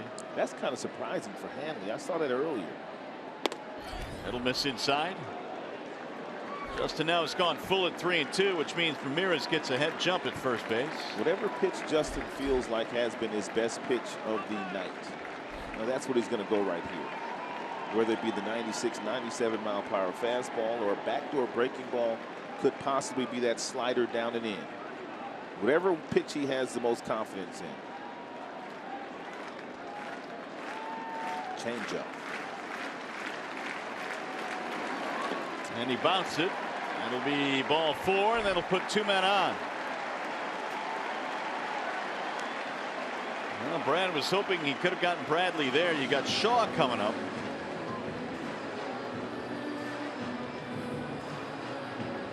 And now JV leading 2-1. We'll have 2 men on. This is going to be one of those games where I think Brad stretches Verlander a little further than he normally would stretch him due to the circumstances of this offense the Boston Red Sox have playing in this ballpark. I believe he's going to give Justin at least one more inning before he turns it over to the bullpen. I agree with that. We're only in the 6th inning, and yes, the pitch count is up over 100, but before this night's over, he should see his season high in pitches. Now Shaw steps in. He got him for an RBI double in the 2nd. You've got Ramirez at second base. You have Bradley Jr. at first.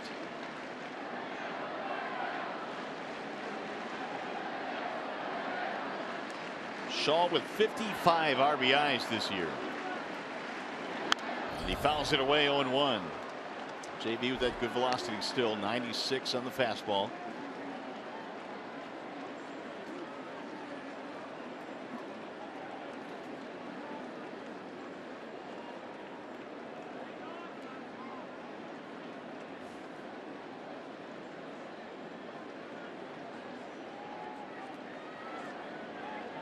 The 0-1.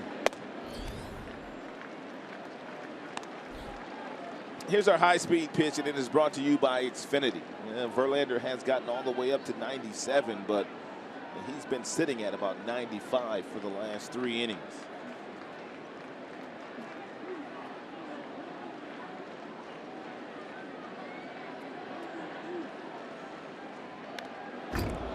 Late swing there as he tried to stay back on that pitch. 1-2.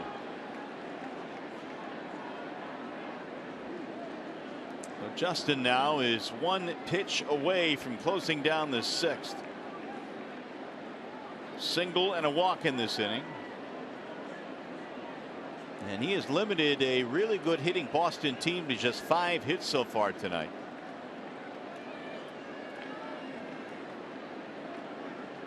The 1-2.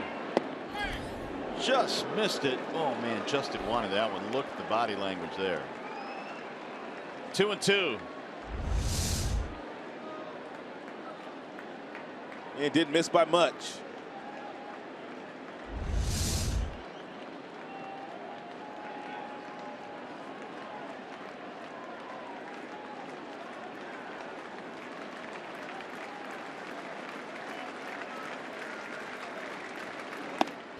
Oh, he just missed again. Now it goes 3-2, and Justin. That's a strike. 2 close pitches. Where was this one? Oh, Jim Reynolds had it right. Good call. It was close. Here comes the crowd now, 3-2. The runners will be on the move with 2 outs. If he throws a fastball, it'll be as fast as clocked all night, 98. Swing and a miss. He struck him out. You missed it by a mile an hour. 97 from Verlander. And the inning is over. Single walk, 2 men left. JV reaching back, disposing of Shaw.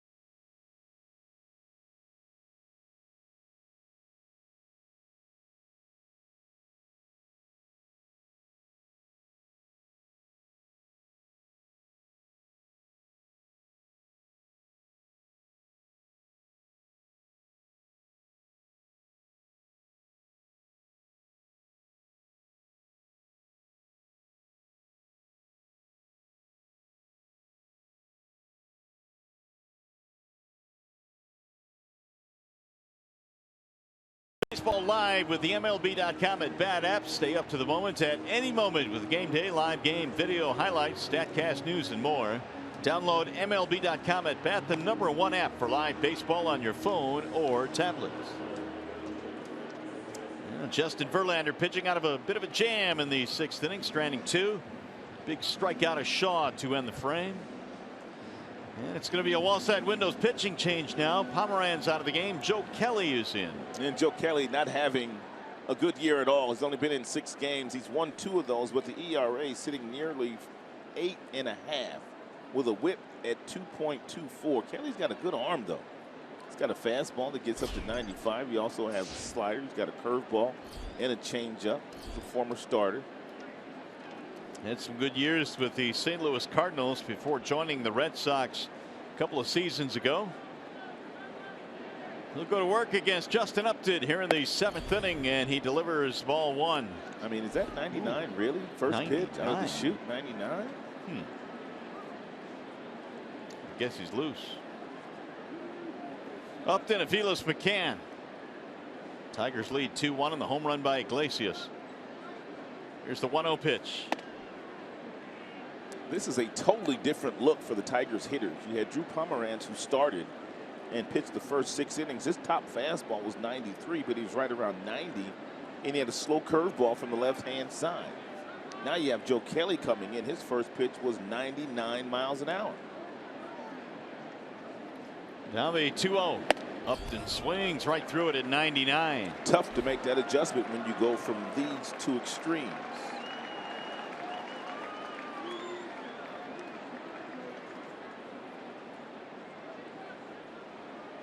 Kelly in his Cardinal days started some ball games. Best year was 2013, was 10-5 with a 2.69.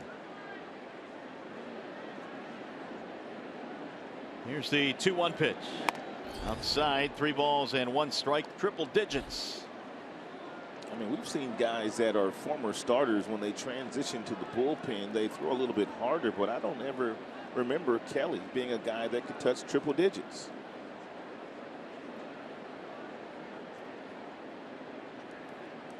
Upton a strikeout and a ground out. Drill toward right center field. That's going to get down at 101. He's going to shoot the gap with it. It'll go all the way to the wall. Upton rounds the bag at second, headed to third. He's in there safely. It's a triple for Justin Upton. Talk about bat speed. Justin Upton got a fastball at 101 miles per hour and went shopping at the gap. Right center field gap, and then he got on his horse, Mario, and was able to get himself a triple. Look at him low flying.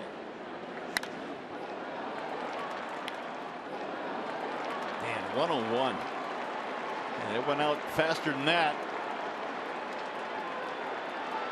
Upton smelling triple has a 3-bagger, and the Tigers in great shape now to get another run in here. He doesn't hit many triples. That's his second of the year. Infield coming in for Mike Aviles. That just goes to show you. A guy can throw a fastball 101 miles an hour, but if it's straight and it's right down the middle, these guys in the big leagues can hit it. Even if it's straight, it never ceases to amaze me that guys can get around on that kind of heat. There's the strike call. I mean, Justin swung at one that was out of the strike zone, and he already seen 2 fastballs, one at 99, one at 100. So that one at 101, he just barreled him up nicely. They've got to cash this run in now. 5 Tigers hits in this game, and Aviles sends one in the air.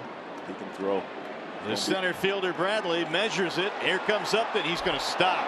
Ooh, man, Bradley, you're not kidding. He can throw, man. He can throw. He already has 10 assists from the center field position this year, and that's the most in the majors. Take a look at him get behind this ball. For you guys at home, you can't do it any better than Jackie Bradley Jr. did it there. He gets behind the ball. He gets his momentum going in toward home plate, and then he unleashes a very strong throw, and Justin was forced into staying at third. The Red Sox outfield this year has combined for 25 assists.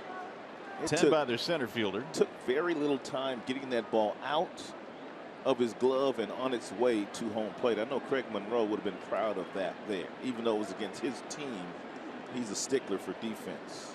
Outfield defense, that is. Well, here's James McCann. Infield stays in.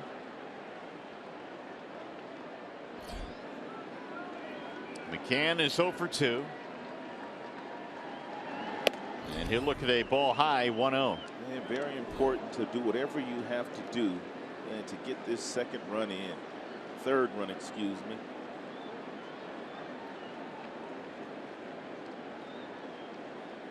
Good hard contact right through the center of the diamond would get you 1 run in. If you're a little later than that, you can slice it the opposite way. Fly ball variety into the outfield and right field. 2-0.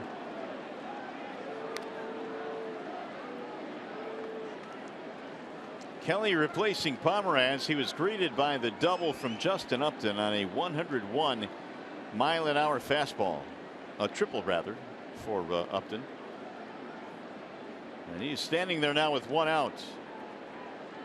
Kelly was just recalled from AAA Pawtucket prior to Sunday's game against Minnesota. Here's the 2-0 pitch. Swing and a miss. Good pitch. Good slide piece.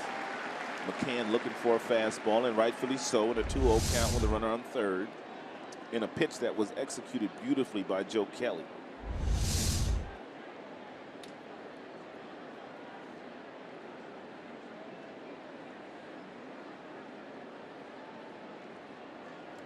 Two-1. Tigers have the lead here in the 7th. Here's the 2-1. 2-2.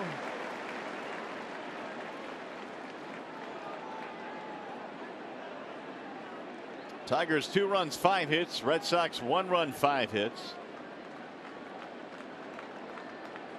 Iglesias a 2-run shot over the Green Monster and out of the ballpark in his last at bat to give the Tigers the lead.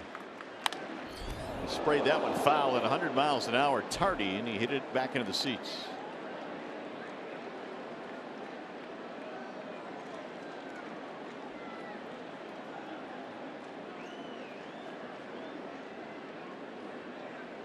Romine waiting on deck.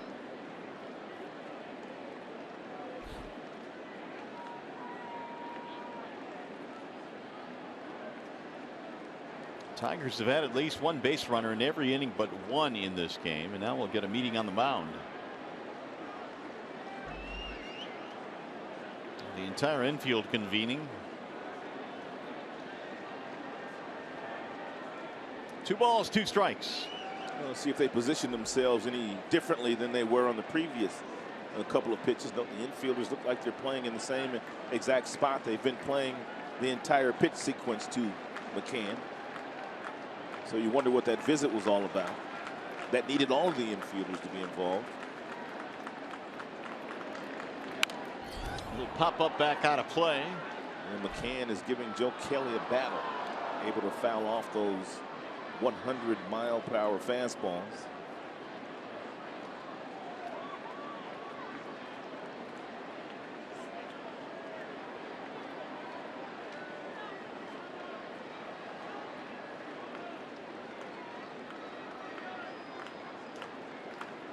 Kelly has the sign ready with the 2-2 again. High, ball 3. And again, he reaches triple digits. Meanwhile, Verlander, outstanding work here tonight, allowing just 1 run in the second.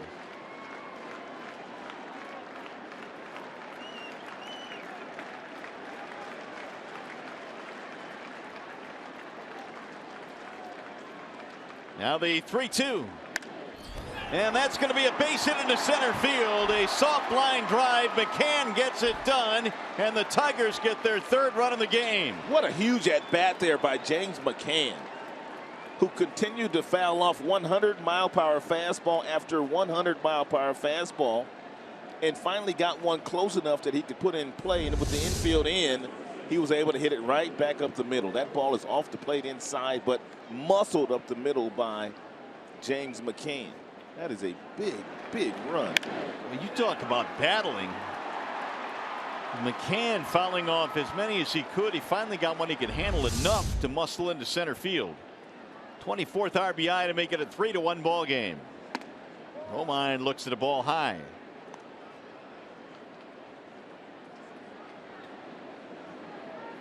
Andrew had a single in his last at bat and then scored on the 2-run bomb by Iglesias.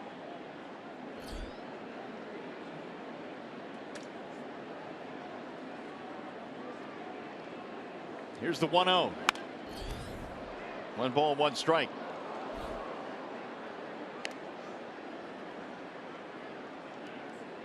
Action in the Detroit bullpen. They had Justin Wilson earlier. Now it's Shane Green beginning to tune up.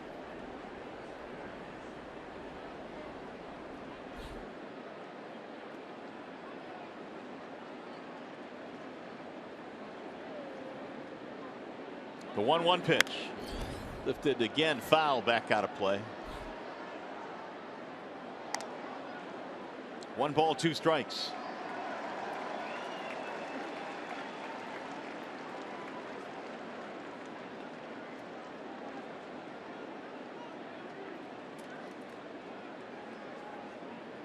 Kelly about to throw his 19th pitch. He was greeted rudely by Upton's triple.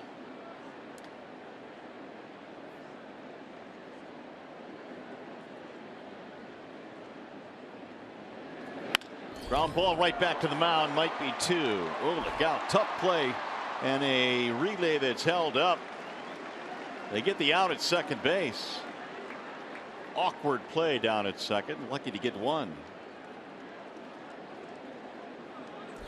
Tigers fans, join us again tomorrow on the Tigers battle the Red Sox. All your coverage begins with Tigers Live at 6 right here on Fox Sports Detroit. Tigers Red Sox tomorrow night 6 p.m. on Fox Sports Detroit. That was a rather awkward looking attempt at a double play here. It was a bad feed by Joe Kelly, but take a look at Bogaerts. He's not nowhere near the bag, so he threw it to Bogaerts. And then Bogaerts, with nifty footwork, able to get to the bag to get the out. But I think he was wise in not trying to throw that ball to first base because he was off balance. Well, here is Kinsler now with 2 outs. Inning is still alive. And a quick throw back against Romine, who has 5 steals and 5 tries this year.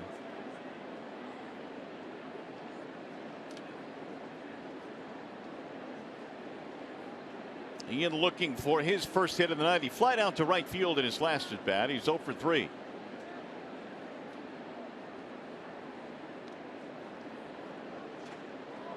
Romine continues to get a look.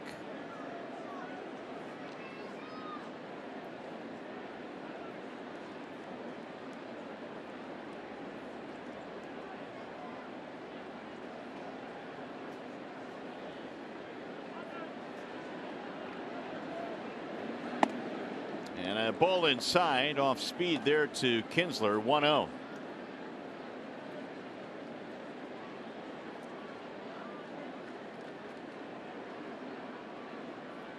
Ian came in with a 5-game hitting streak, had a pretty good series against the White Sox.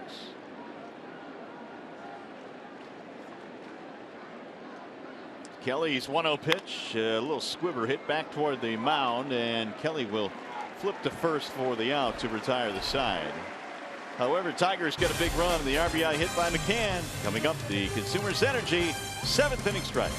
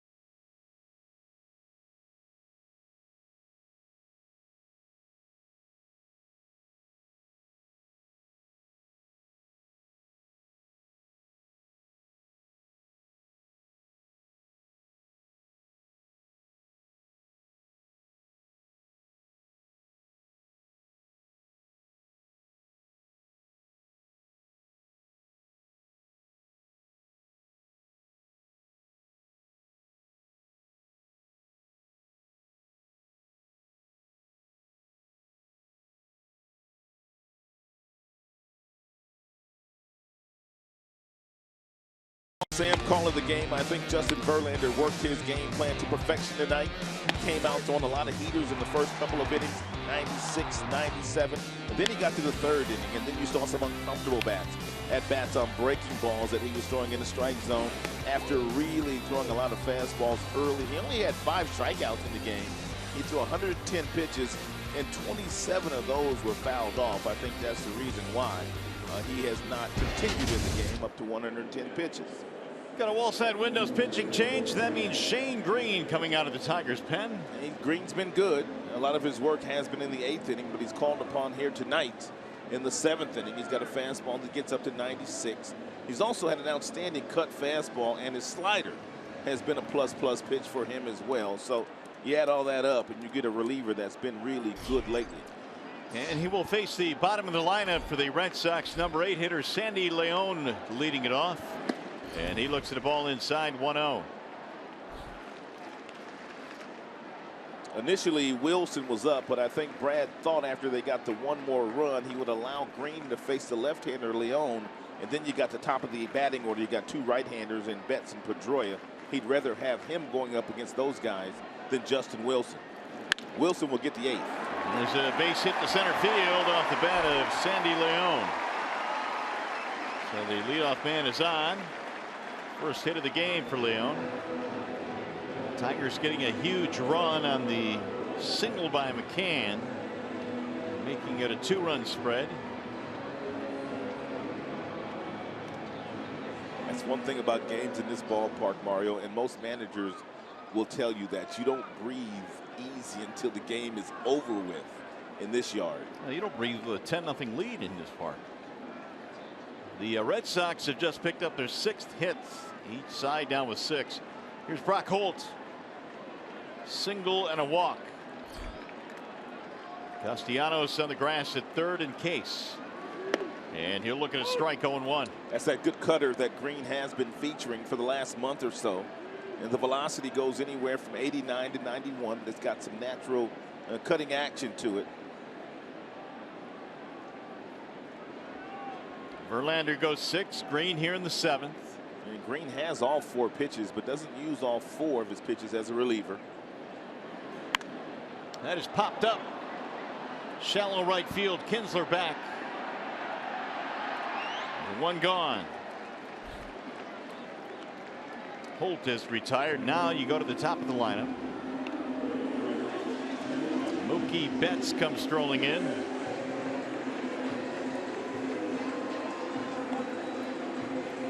Betts hit a line drive his last time up. He is 0 for 3.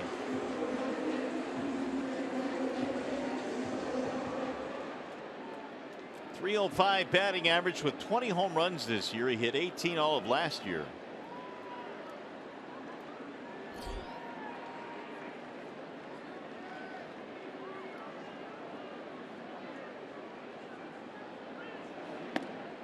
In there, strike 1. That's a good pitch there, starting off the dangerous fastball, hitting Betts with a nice little breaking ball.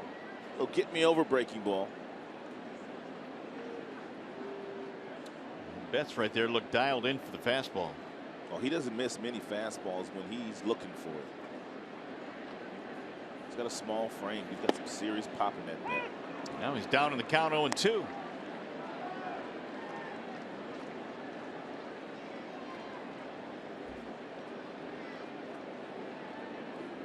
Betts with 42 multi-hit games this year. That's not only the best in the American League, but the best in all of baseball. Major catalyst to their offense. And make sure you get the breaking ball away. Popped up. Got away with it. First base side, room. Yes, Miggy makes the play right up against the railing. 2 gone. Mario, we talked about these guys in the open and just how good these guys were in this ballpark. And we both agreed Verlander would need to be at his best to kind of neutralize what these guys had been able to do at home. And Bradley Jr., Ortiz, Pedroia, Bogaerts, and Betts all well over 300 with lots of extra base power. But Verlander really kept these guys at bay today. Well, it really is a varied lineup, a varied attack. They can hit for average, hit for power. They've got some speed. Yeah, and they're very proficient at stealing bases, high percentage. Pedroia backs out of there, 1-0. There are some people that believe that this offense they have assembled here are better than some of the offenses when they were winning world championships. Ooh. They just don't have Kurt Schilling and Pedro Martinez going every 5th day for them. Now, if they get a couple guys like that, it's going to be dangerous. Well, the old Big Papi Manny Ramirez days were pretty impressive. They were good. 1 ball, no strikes on Pedroia. He is 1 for 3 in the game. Green missing outside, 2-0. Xander Bogaerts on deck. 3-1 Tigers lead. We're in the 7th. Wilson again in the Detroit bullpen warming up. He is ready for David Ortiz. That's his assignment today.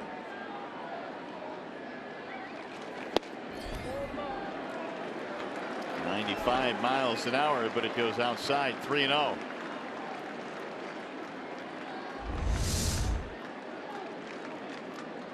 That was a strike. Not so, says Jim Reynolds.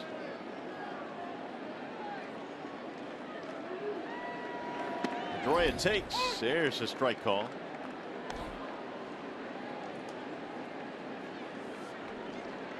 Tigers fell behind 1-0, then took the lead on the 2-run shot by Iglesias in the 6th. They added 1 in the 7th on the RBI single by McCann, scoring Upton, who had tripled.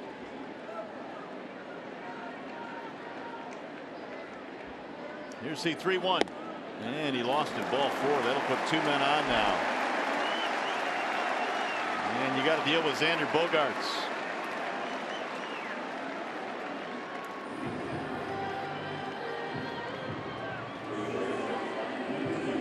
little meeting on the mound as McCann runs out there. Bogaerts is 1 for 3.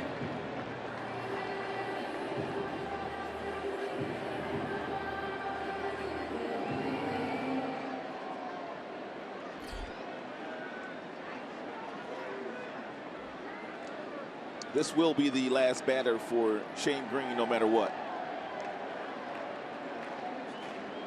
Ortiz on deck and Wilson warming in the bullpen. Just a matter of whether he faces him in this inning or next inning. I'm hoping for next inning. I'm right there with you. Ball 1.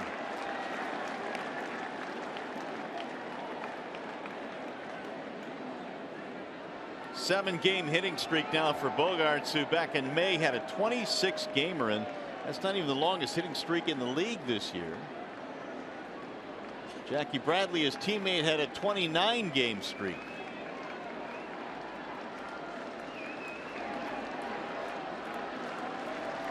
Here's the 1-0. 2-0. Well, this is headed down a path we really don't want to head down, with Ortiz lurking. Yeah, you don't want to see David Ortiz come to the plate with the bases loaded, regardless of whether he's facing a left-hander or a right-hander. Now with his history of dramatic hits.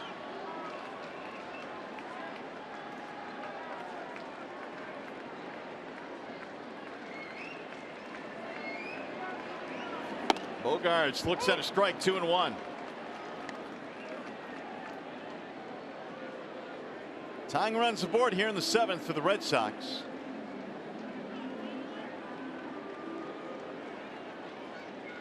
Leone at second, Pedroia at first.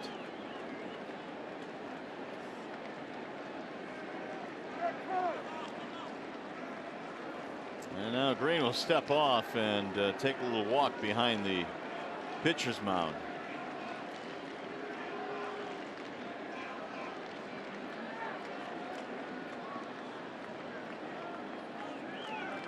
Bogaerts came in third in the American League with a .333 average. Really throughout his career has killed the Tigers. .392 lifetime versus Detroit. Here's a 2-1. Foul straight back. 2-2 on Xander Bogaerts.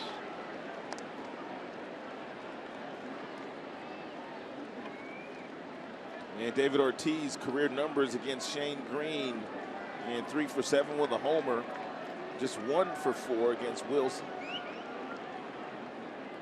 I like this visit right here by James McCann. He wants to make sure that he and Shane Green are on the same page. They may not even put down a sign here. He might have just told him verbally what he wanted him to throw. Leone and Pedroia, the base runners. 2-2 on Xander Bogaerts. Now Green again steps off. Well, he has been. Bogaerts got time that time actually at home plate. Fans are booing Green, but Bogaerts was given time. Yeah, fans getting a little restless. They're not used to seeing their offense shut down. Only 6 hits tonight for the Red Sox. Here's the 2-2. Swing and a pop-up. Middle of the infield. Iglesias to the grass. And Green pitches out of trouble here in the 7th. No runs, a single, a walk, 2 men left. Tigers baseball tonight presented by Bell Tire.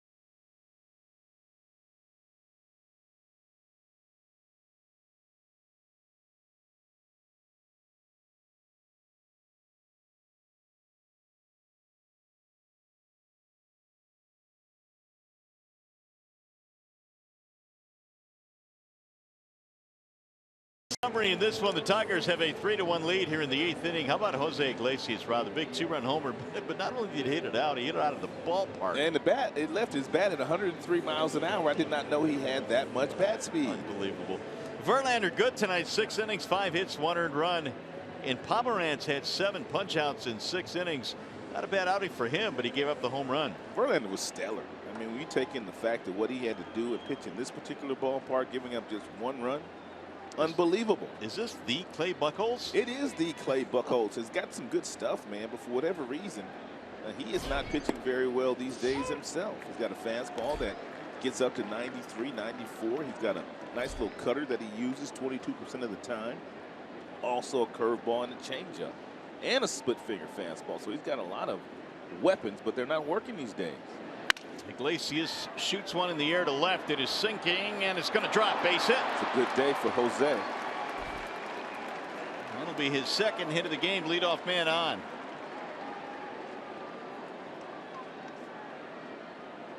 Iggy now with a single to go with his homer. And Bogaerts tried everything to try to catch this ball. Iglesias could not have taken the ball in his hand and thrown it out there in a better area. Placed perfectly for a 2nd hit of the game. Miggy's been on base 3 times. Pomeranz walked him twice, gave up a single. Buchholz quick move, but Iglesias was maybe a step off the bag.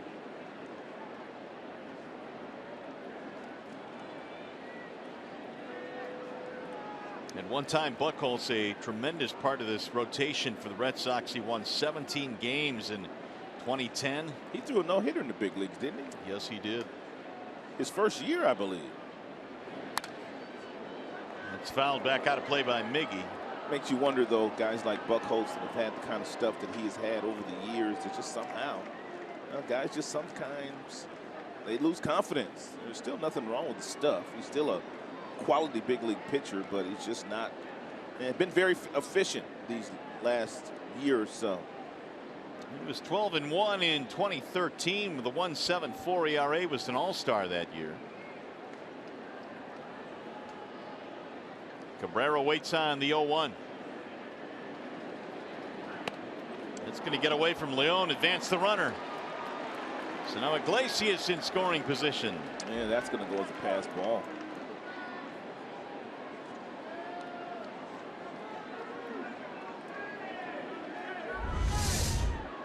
Right in the glove and popped right out. Well, actually never got in the glove. He closed the glove before he even got there. Huh. See if that turns out to be a costly mistake. Here's the part of Miguel's game that I appreciate the most. I don't know if he's going to do it, but Miguel knows the situation. There's nobody out. There's a runner on second base. I'll be shocked if he doesn't try to hit something the opposite way to get Iglesias to third base. Yeah, because that 4th run would be huge here for the Tigers. And he drives one to right field. It's going to slice to the corner and caught up against the fence by Betts. Runner will tag and move up as Iglesias goes to third and Cabrera gets it done. That's why he is so special, Mario. He is just an unselfish player when he's in that batter's box, and he just wants to win. You got your number 3 hitter up the plate. He gets himself a ball all over the plate. You can tell by his swing, he is simply trying to make sure he stays on that ball long enough with his front side to create the bat angle, which would allow him to hit the ball the opposite way. Look at the head, though.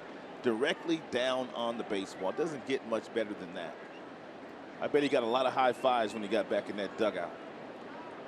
Now it's up to Victor to get it done. There you go. A couple pats on the back, a couple high fives. Not only moved the runner up, but he almost hit it out to the short wall in right field. So the runner at third now with 1 gone, and here is Victor Martinez infield in. And Victor sends a ground ball, base hit to right field, out of the reach of Hanley Ramirez. Iglesias scores, and it's 4-1 Tigers. You couldn't have drawn it up any better than that. The bloop single by Iglesias, the pass ball off the glove of Leon. Miguel doing his job, getting him over to third, and with the infield in, Victor driving in the run. How about the former Red Sox teaming up here? Iglesias and Martinez.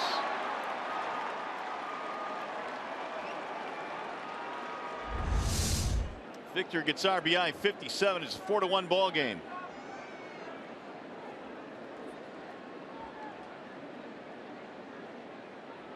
Here's Castellanos.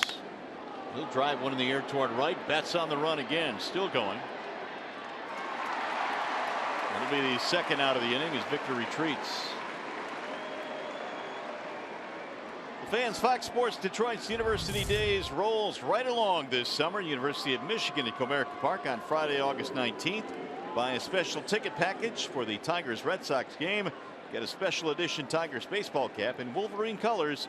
To buy tickets or to get more information, visit tigers.com/UM. When's your squad coming out? When is Sparty's coming out? Sparty's coming out, I think, in August sometime. You have pep rally? They might. You know, you gonna be in it? I will. I'll bring my bonbons to the ballpark. 2 gone now. Here's Upton. Got to support the boys. Buchholz works at home, and Upton looks at a strike. Justin had a huge triple against Joe Kelly to lead off the 7th. It was a fastball, if you weren't with us, that Joe Kelly threw at 101 miles an hour. And Jay Up simply turned it around.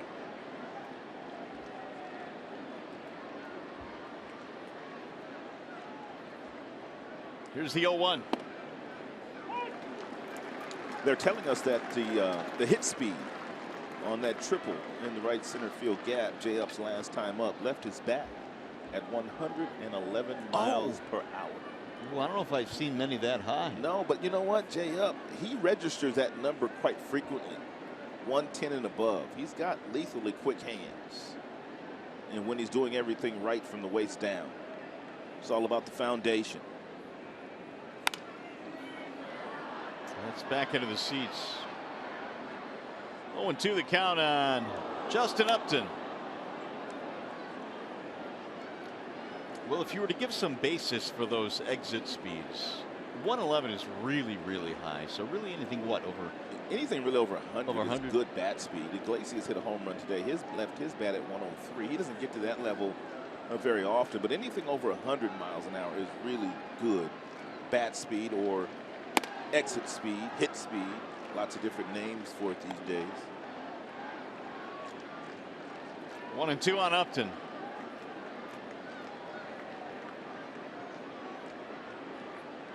Tigers have 4 runs, 8 hits, and the Red Sox a run on 6 hits.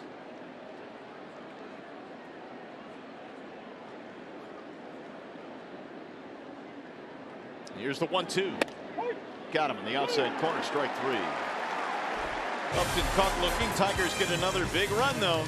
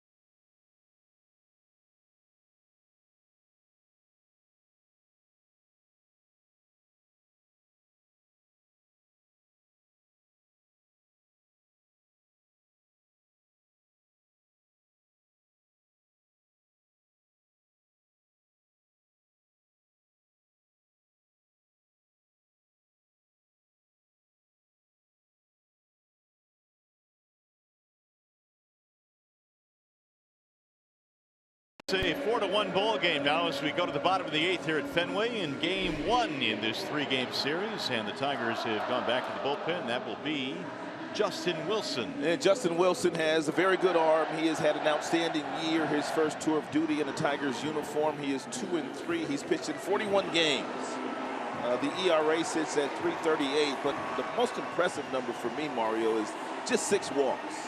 Yeah. Just 6 walks and 44 strikeouts. Very impressive. And Tyler Collins has come on to play right field in place of Mike Aviles. And the first man that the left-hander will face is David Ortiz. It'll be Ortiz, Ramirez, and Bradley. There's a check swing strike. Aviles is still in the game, but he is playing shallow right field right now. Shifting on David Ortiz, but he's playing third base. So in other words, put Collins in Castellanos' old spot, because Nick is out of the game. David Ortiz 0 for 3. He's come up in a couple of big spots, but Justin Verlander handled him tonight.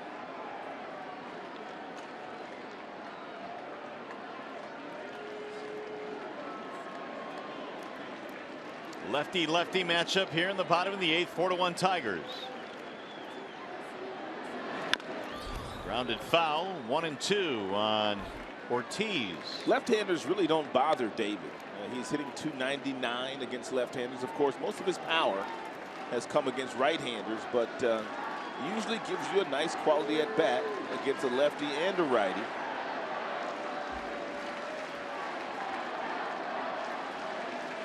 Started his major league career with the Minnesota Twins, and they basically just gave him a non-tendered him a contract in the offseason. And the rest is history. Did not go. Wasn't his name David Arias when he was in the minor leagues with Minnesota? Was it Arias? Yeah. I did not know that. I think he came up to the big leagues. Actually, was David Arias, and then changed it to Ortiz, a family name. I know that that chain he has on his neck is awfully thick. It's making my neck hurt. 2-2 the count. How come you playing something that thick? Man, Big Poppy's a big man. Look at that. Look at the size of that chain. Check your bicycles. I mean, look at that thing. I guess gold is back in.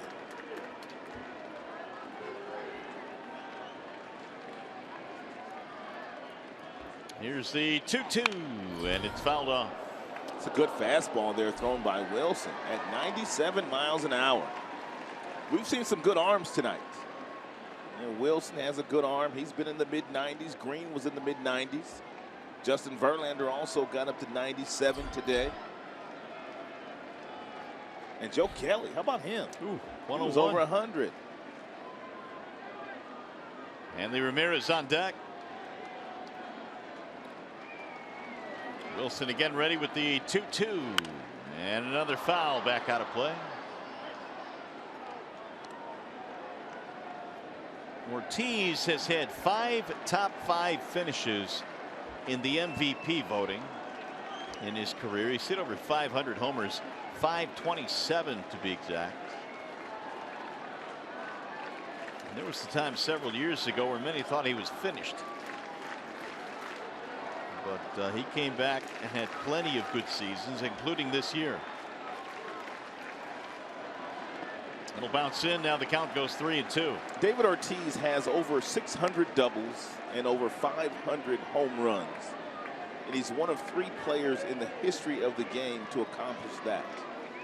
The other 2 are Hank Aaron and Barry Bonds. Over 600 doubles and over 500 homers.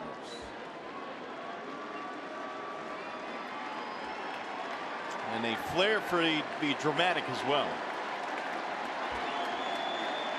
3-2 on the way. Driven in the air toward left field. That ball hit well. It is up there off the green monster. Up in place the hop, and will get it back in. And it's going to be a long single for Ortiz. That is something that David Ortiz during his tenure as a Boston Red Sox player has done with regularity. played pepper with that green monster in left field. Not so much this year. He's become much more of a pull hitter this year, but he clears his hips out nicely on this fastball and just barrels this up off the wall, and he's held to a single. It almost got over the head of Upton. It did. Had it done that, Ortiz would have gone to second. Yeah, he was very aggressive with his turn. He forced Jay up to stop him by making the play. A couple of our sports best hitters for the last decade, Miguel Cabrera and David Ortiz over there chopping it up now at first base. Boston now with 7 hits. Here is Hanley Ramirez. In there, strike one on Ramirez. On base via a fielder's choice in his last at bat. Ramirez last year missed much of the final month with a shoulder issue, so his numbers really weren't as good as they had been previously. He's in the second year of a 4-year contract, a free agent contract. There's the ball low and away, 1-1. And Boston Red Sox have really been pleased with the way that Hanley's gone about his business this year. He came into spring training in much better shape this season, and he's done a nice job at first base playing that position for the very first time in his career. And he came up as a shortstop and played some outfield as well for the Red Sox. 1 ball and 1 strike. Here's a base hit to left field. Back-to-back singles for the Red Sox here in the 8th. 2 on and nobody out.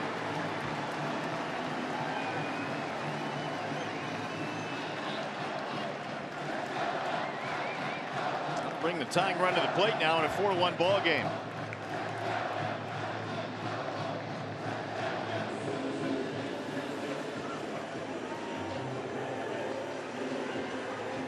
Jackie Bradley Jr. will step in. The Red Sox now have 8 hits on the board. Well, those insurance runs the Tigers have picked up each of the last 2 innings, looming large now. Wilson in search of a ground ball here.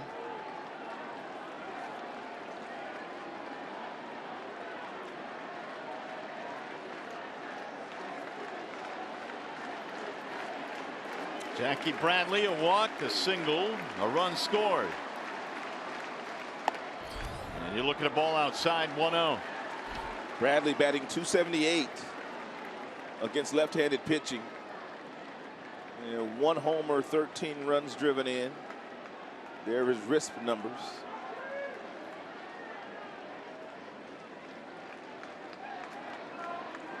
Ortiz at second, Ramirez at first. In there, a strike called, 1-1.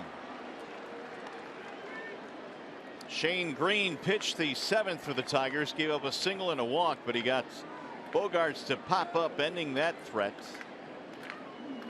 But a fresh threat here in the 8th against Wilson.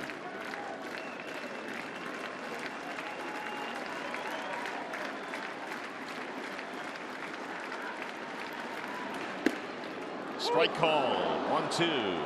Ideally, if you're Wilson, you would love for Jackie Bradley Jr. to hit the ball on the ground hard somewhere, and if it's hit hard, you got a chance to turn 2. As you can imagine, with his speed, he does not hit into many double plays. Right-hander Alex Wilson warming up in the Detroit bullpen.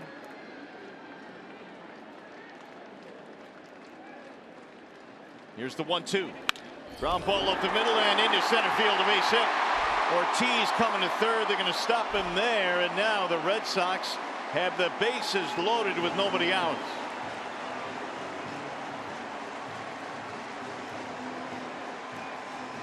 Here is the pitch by pitch at how Wilson decided to attack Jackie Bradley Jr. He misses with the first one outside, comes back with a nice cutter. Now he's ahead, 1 ball, 2 strikes, and gets way too much plate with that fastball.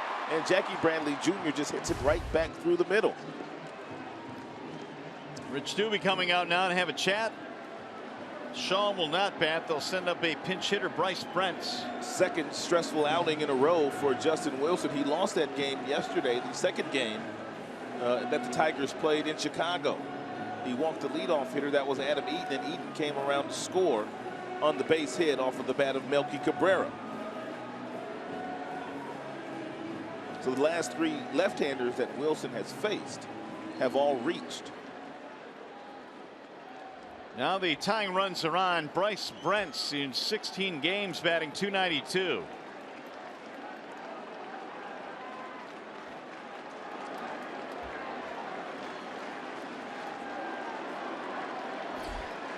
He is hitting for the lefty Travis Shaw.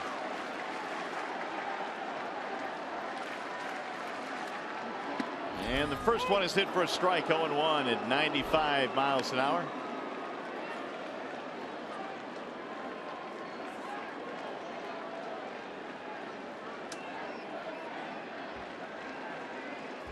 Ortiz led it off with a single, then a base hit by Ramirez, then a base hit by Jackie Bradley Jr. They're loaded up.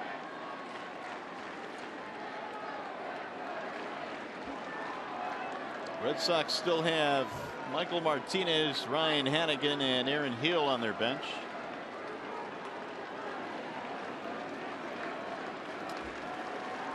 Here's the 0-1. Look at foul. 0-2. Pretty good this year with men in scoring position, 364.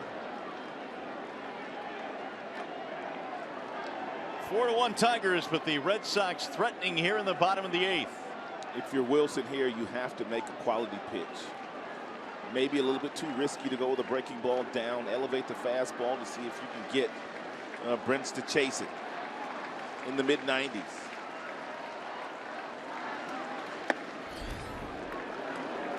One and two. He missed poorly with his location there. McCann was nearly standing up and wanted the ball up, and Wilson missed down in the strike zone.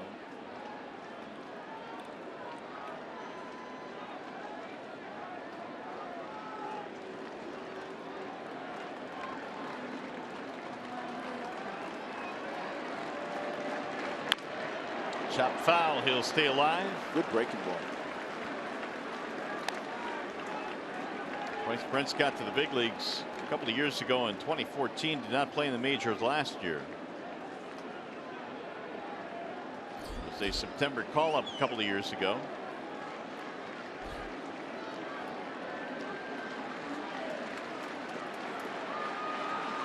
Wilson about to throw his 20th pitch. Again, the 1-2.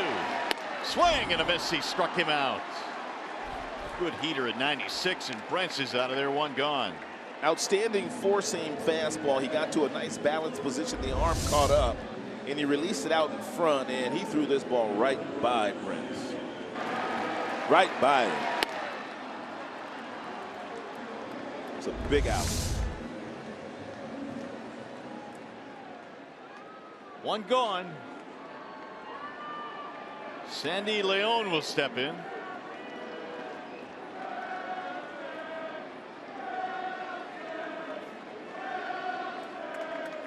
Let's see if Wilson now can get a ground ball and get out of this inning. Leon singled in his last at bat, and he looks at a strike. 0-1.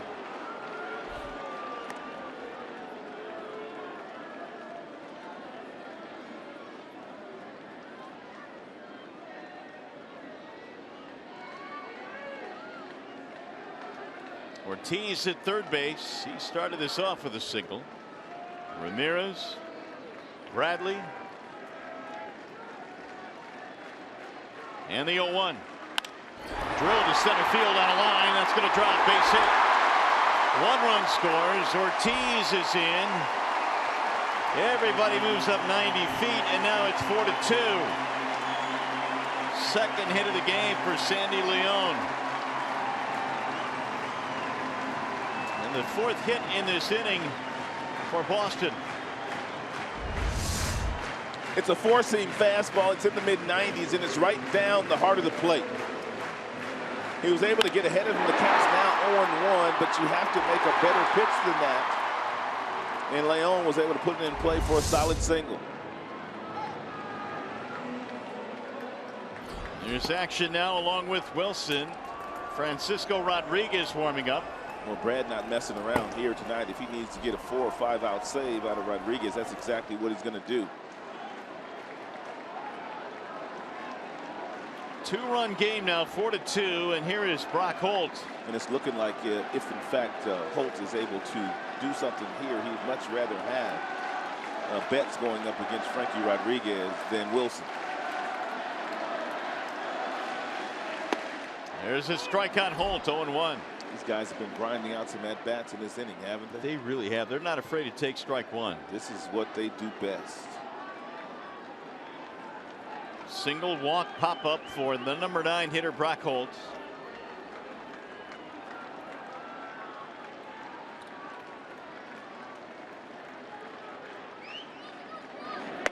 Way outside, 1 ball and 1 strike.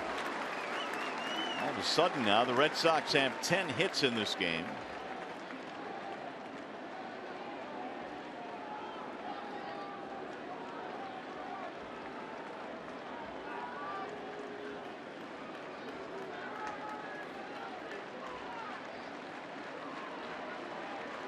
Holt is 1 for 3 with a couple of strikeouts against Wilson career. Ooh, good pickup there by McCann. That ball was headed to the backstop. And Ramirez holding at third base. That is such a tough play. It's a fastball in the mid-90s that skips off the dirt, but somehow, and James McCann able to glove it. Last 4 left-handers that Justin Wilson has faced have all reached base safely. 3 hits and a base on balls.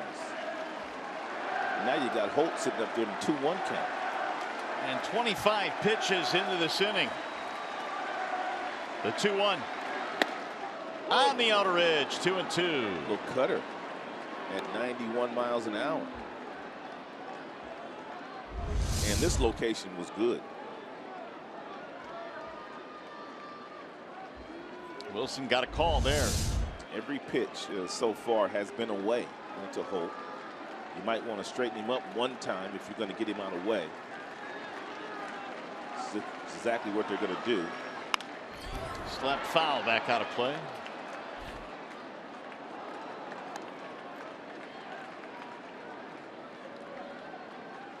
Three straight singles started the inning for the Red Sox after the strikeout by Brents. A single by Leon made it 4-2.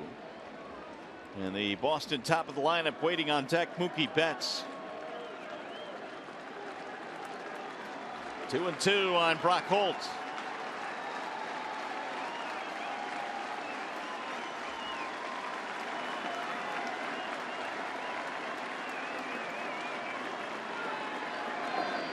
And he takes strike 3. Got him looking. Oh, Wilson with a huge strikeout. It's a beautiful pitch. After nothing but mid-90s fastball and a cutter at 91, he comes back with an 84 mile-per-hour breaking ball to get the strikeout. Here comes Brad now. You got Mookie Betts due up. Bases still loaded. 2-run game. It's going to be it for Wilson. So K-Rod coming in as Brad will go to the closer here in the 8th. Pitching change in Boston.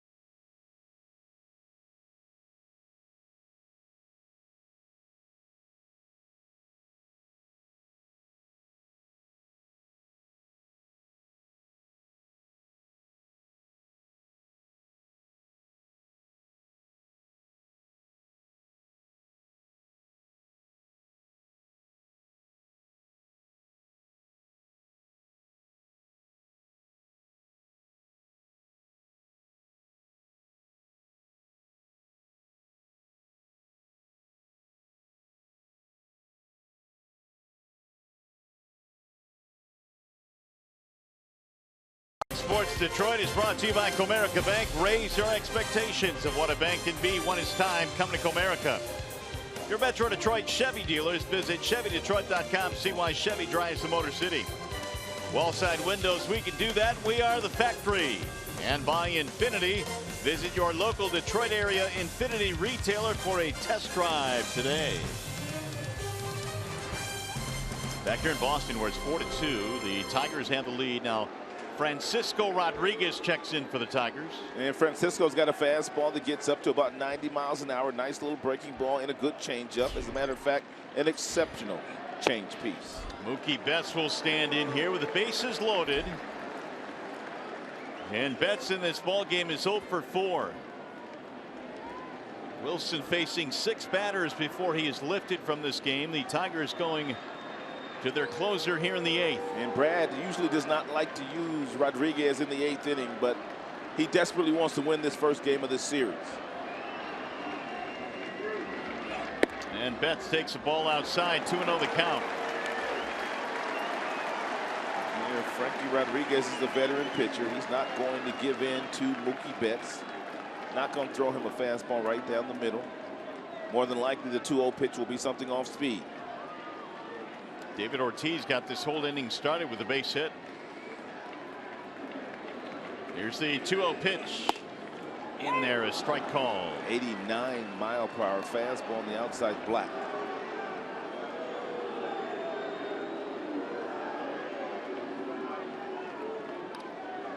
Ramirez at third, Bradley the runner at second, Leon at first.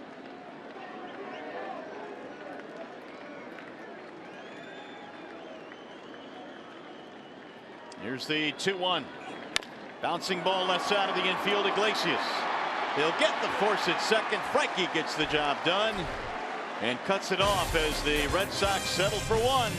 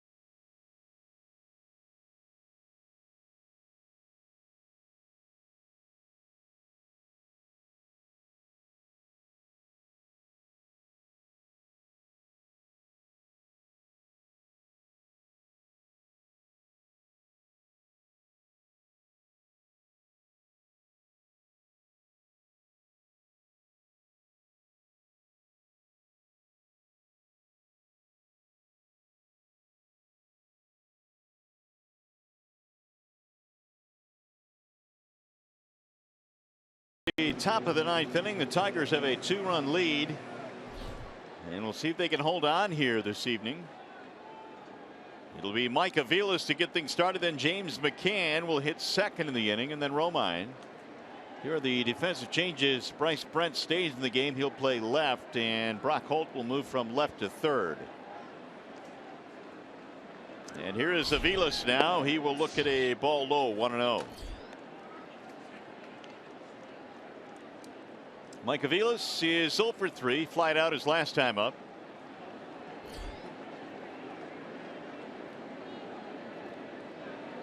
The 1-0 pitch. Swing and a miss out in front. 1 ball, 1 strike out of Aviles.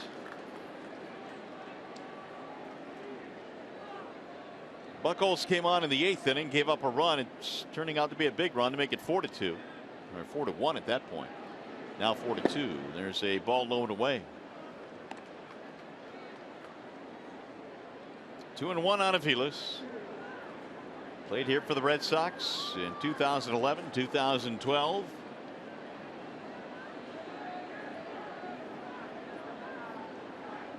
Here's the 2-1 pitch. Chopped the 3rd foul. Uh-oh. Came up a little bit too soon. Yep. Well, she has 1 good plate time.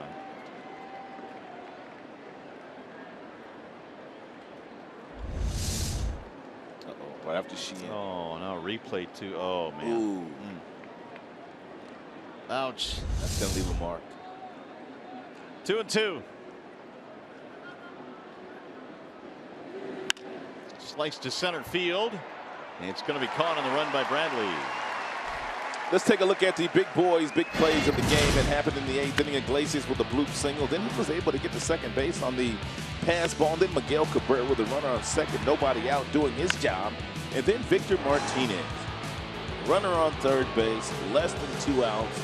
Infield in. Very inviting for Victor Martinez, who drives in a run here tonight. Tigers winning 4-2 in the 9th inning against the Boston Red Sox. James McCann also had a superior at bat in this game. Boy, did he. That came in the 7th inning on Kelly. He was battling and battling and battling, and then just muscled one into center field, scoring Upton from 3rd. And James looks at a strike. When we get to the bottom of the 9th, it's going to be 2, 3, and 4. Pedroia, Bogarts, and Ortiz. Yeah, Rodriguez is going to have to earn the save tonight.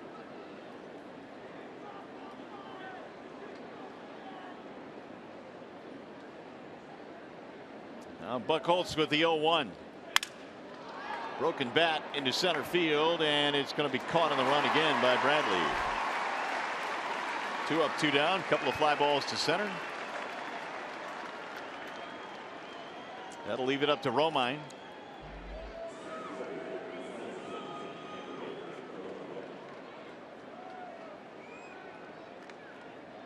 Romine a single and a run scored in this game.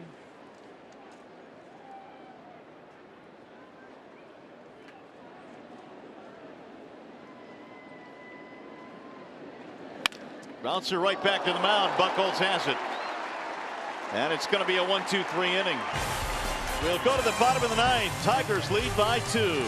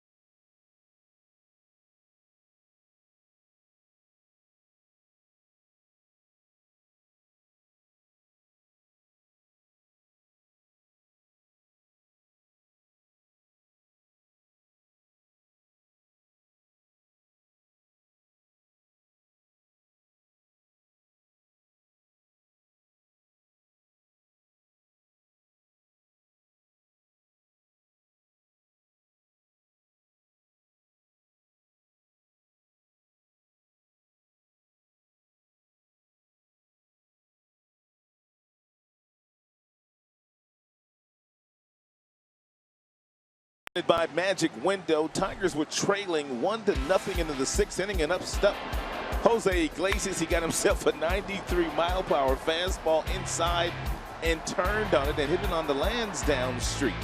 Over the Green Monster, out of the ballpark. Look out, Iglesias. Look out his right. First career home run in 52 games in this ballpark for Iglesias. Of course, he started his career here. It was a biggie. Now K-Rod trying to shut this one down. It'll be Dustin Pedroia, then Xander Bogaerts and David Ortiz. It's not going to be easy here for Frankie Rodriguez. Here we go. The bottom of the ninth is underway, and it's a strike called on Pedroia.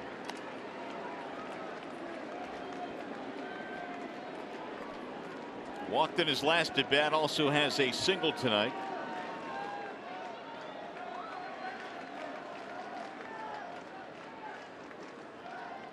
Here's the 0-1.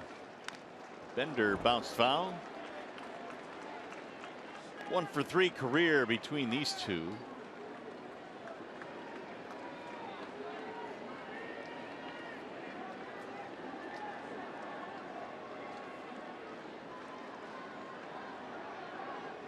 Tigers in this ball game, 4 runs, 8 hits, and the Red Sox 2 runs on 10 hits. Francisco came on in the 8th inning, got the final out with the bases loaded, protecting a 2-run lead.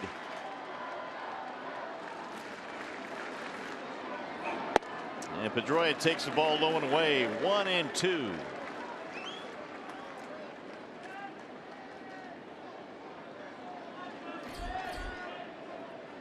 Xander Bogaerts on deck, and then David Ortiz, 2, 3, and 4 in the Boston lineup. Swing and a miss, and Pedroia goes fishing. It's almost like Rodriguez changed his delivery. It's almost like he quick pitched. And then Pedroia threw him that changeup in a very awkward swing there by Pedroia. Take a look at him here. He grabs it, and then he quick pitches it. What a nice weapon there. Here's Xander Bogaerts. I guess anything you could do to trick him. Doesn't matter. Just get the out. Frankie has changed his way of doing things as the years have progressed. Yeah, he used to be a hard thrower, 97, 98 when he first came to the big leagues back in 2002 with the Angels, and he admitted that he didn't know where the ball was going. He sure does now. He's turned it from a thrower to a pitcher. Well, he's piled up a lot of saves over the years. Not a whole lot of history between these two either. 0-for-3 for Bogaerts with a strikeout. In the last number of years, most of the work done by Francisco Rodriguez has been in the senior circuit. That would be the National League. 413 career saves. The 1-0 is swung on and missed. 1-1. Good pitch.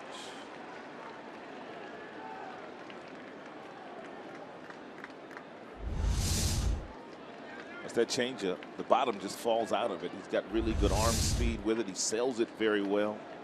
He throws his fastball, his curveball, and his changeup all out of the same window. And you really, as a hitter, can't tell which pitch you're getting because the arm speed is the same on all 3 of them. Wave and a miss. That change piece. Rodriguez leads all actives with 898 appearances now. This is 898 for his career. He's got David Ortiz waiting on deck. He's been awfully durable. And to pitch that many games in the big leagues.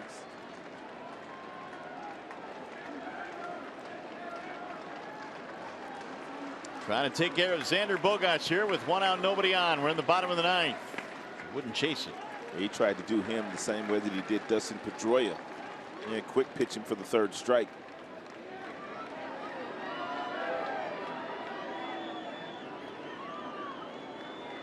Two and two.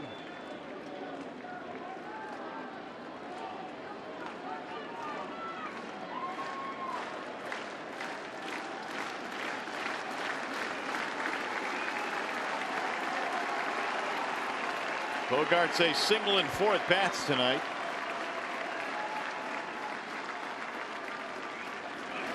And he missed outside. 3-2. They'll get the crowd stirring a little bit. Tigers out of the bullpen tonight have gone with Green, Justin Wilson, and Francisco Rodriguez. Rodriguez is not afraid to throw a changeup here at 3-2 count. He's not worried about walking Bogaerts. He feels like whenever he throws that changeup, he can throw it for a strike. We'll see what he calls for. McCann wanted the changeup. Francisco wanted the fastball. Chop foul, third base side. Let's see if James McCann gets his wish on this next 3-2 offering.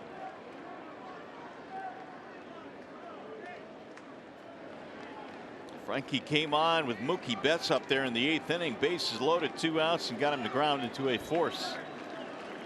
Putting out the fire, protecting a 2-run lead.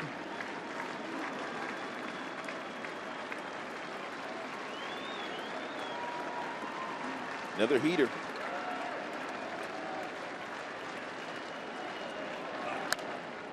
Popped him up foul, out of play.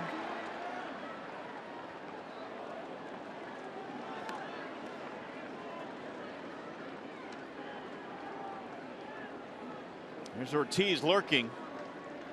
He got the rally started in the 8th with a base hit. Eventually came around to score the run. The only other run for the Red Sox tonight was scored way back in the 2nd when Justin Verlander was still in the game. If you're Rodriguez, you want to make sure when you face David Ortiz here in the 9th that the bases are empty. You don't want any runners aboard.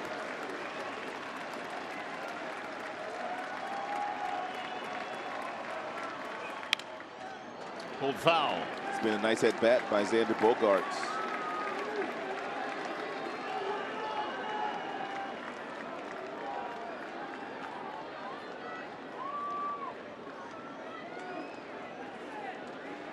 This is a Boston team that, despite the fact they have 10 hits tonight, came in leading the league in average runs and hits, but they've scored only 2 runs.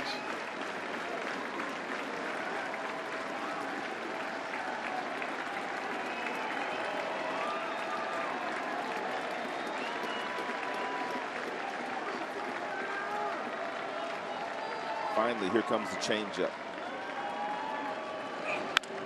And he popped it up. Third base side, Iglesias calling for it. 2 gone. Bogaerts retired, and now it's up to Ortiz.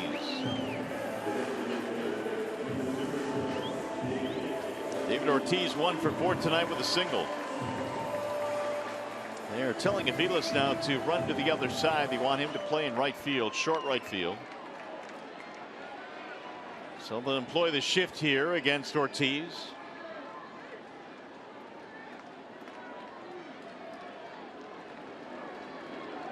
Yeah, a lot of these people here in attendance at Fenway Park don't live here. Some of them getting their last look at David Ortiz in a major league uniform. Lots of cameras out. No balls, 1 strike on the guy they call Big Papi, who's had a big time career. Might be the only time a lot of these fans get a chance to get to Fenway Park to see David. And Ortiz watches one bounce in, 1 ball, 1 strike. Again, not a whole lot of history here, just 1 for 4 with a strikeout for Ortiz.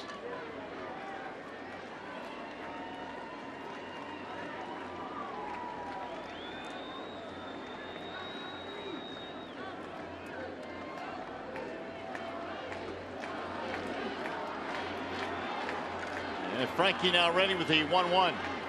Here it is. Little number hit back to the mound. Rodriguez has it, and that's the ball game. The Tigers win game 1 in this series behind Justin Verlander.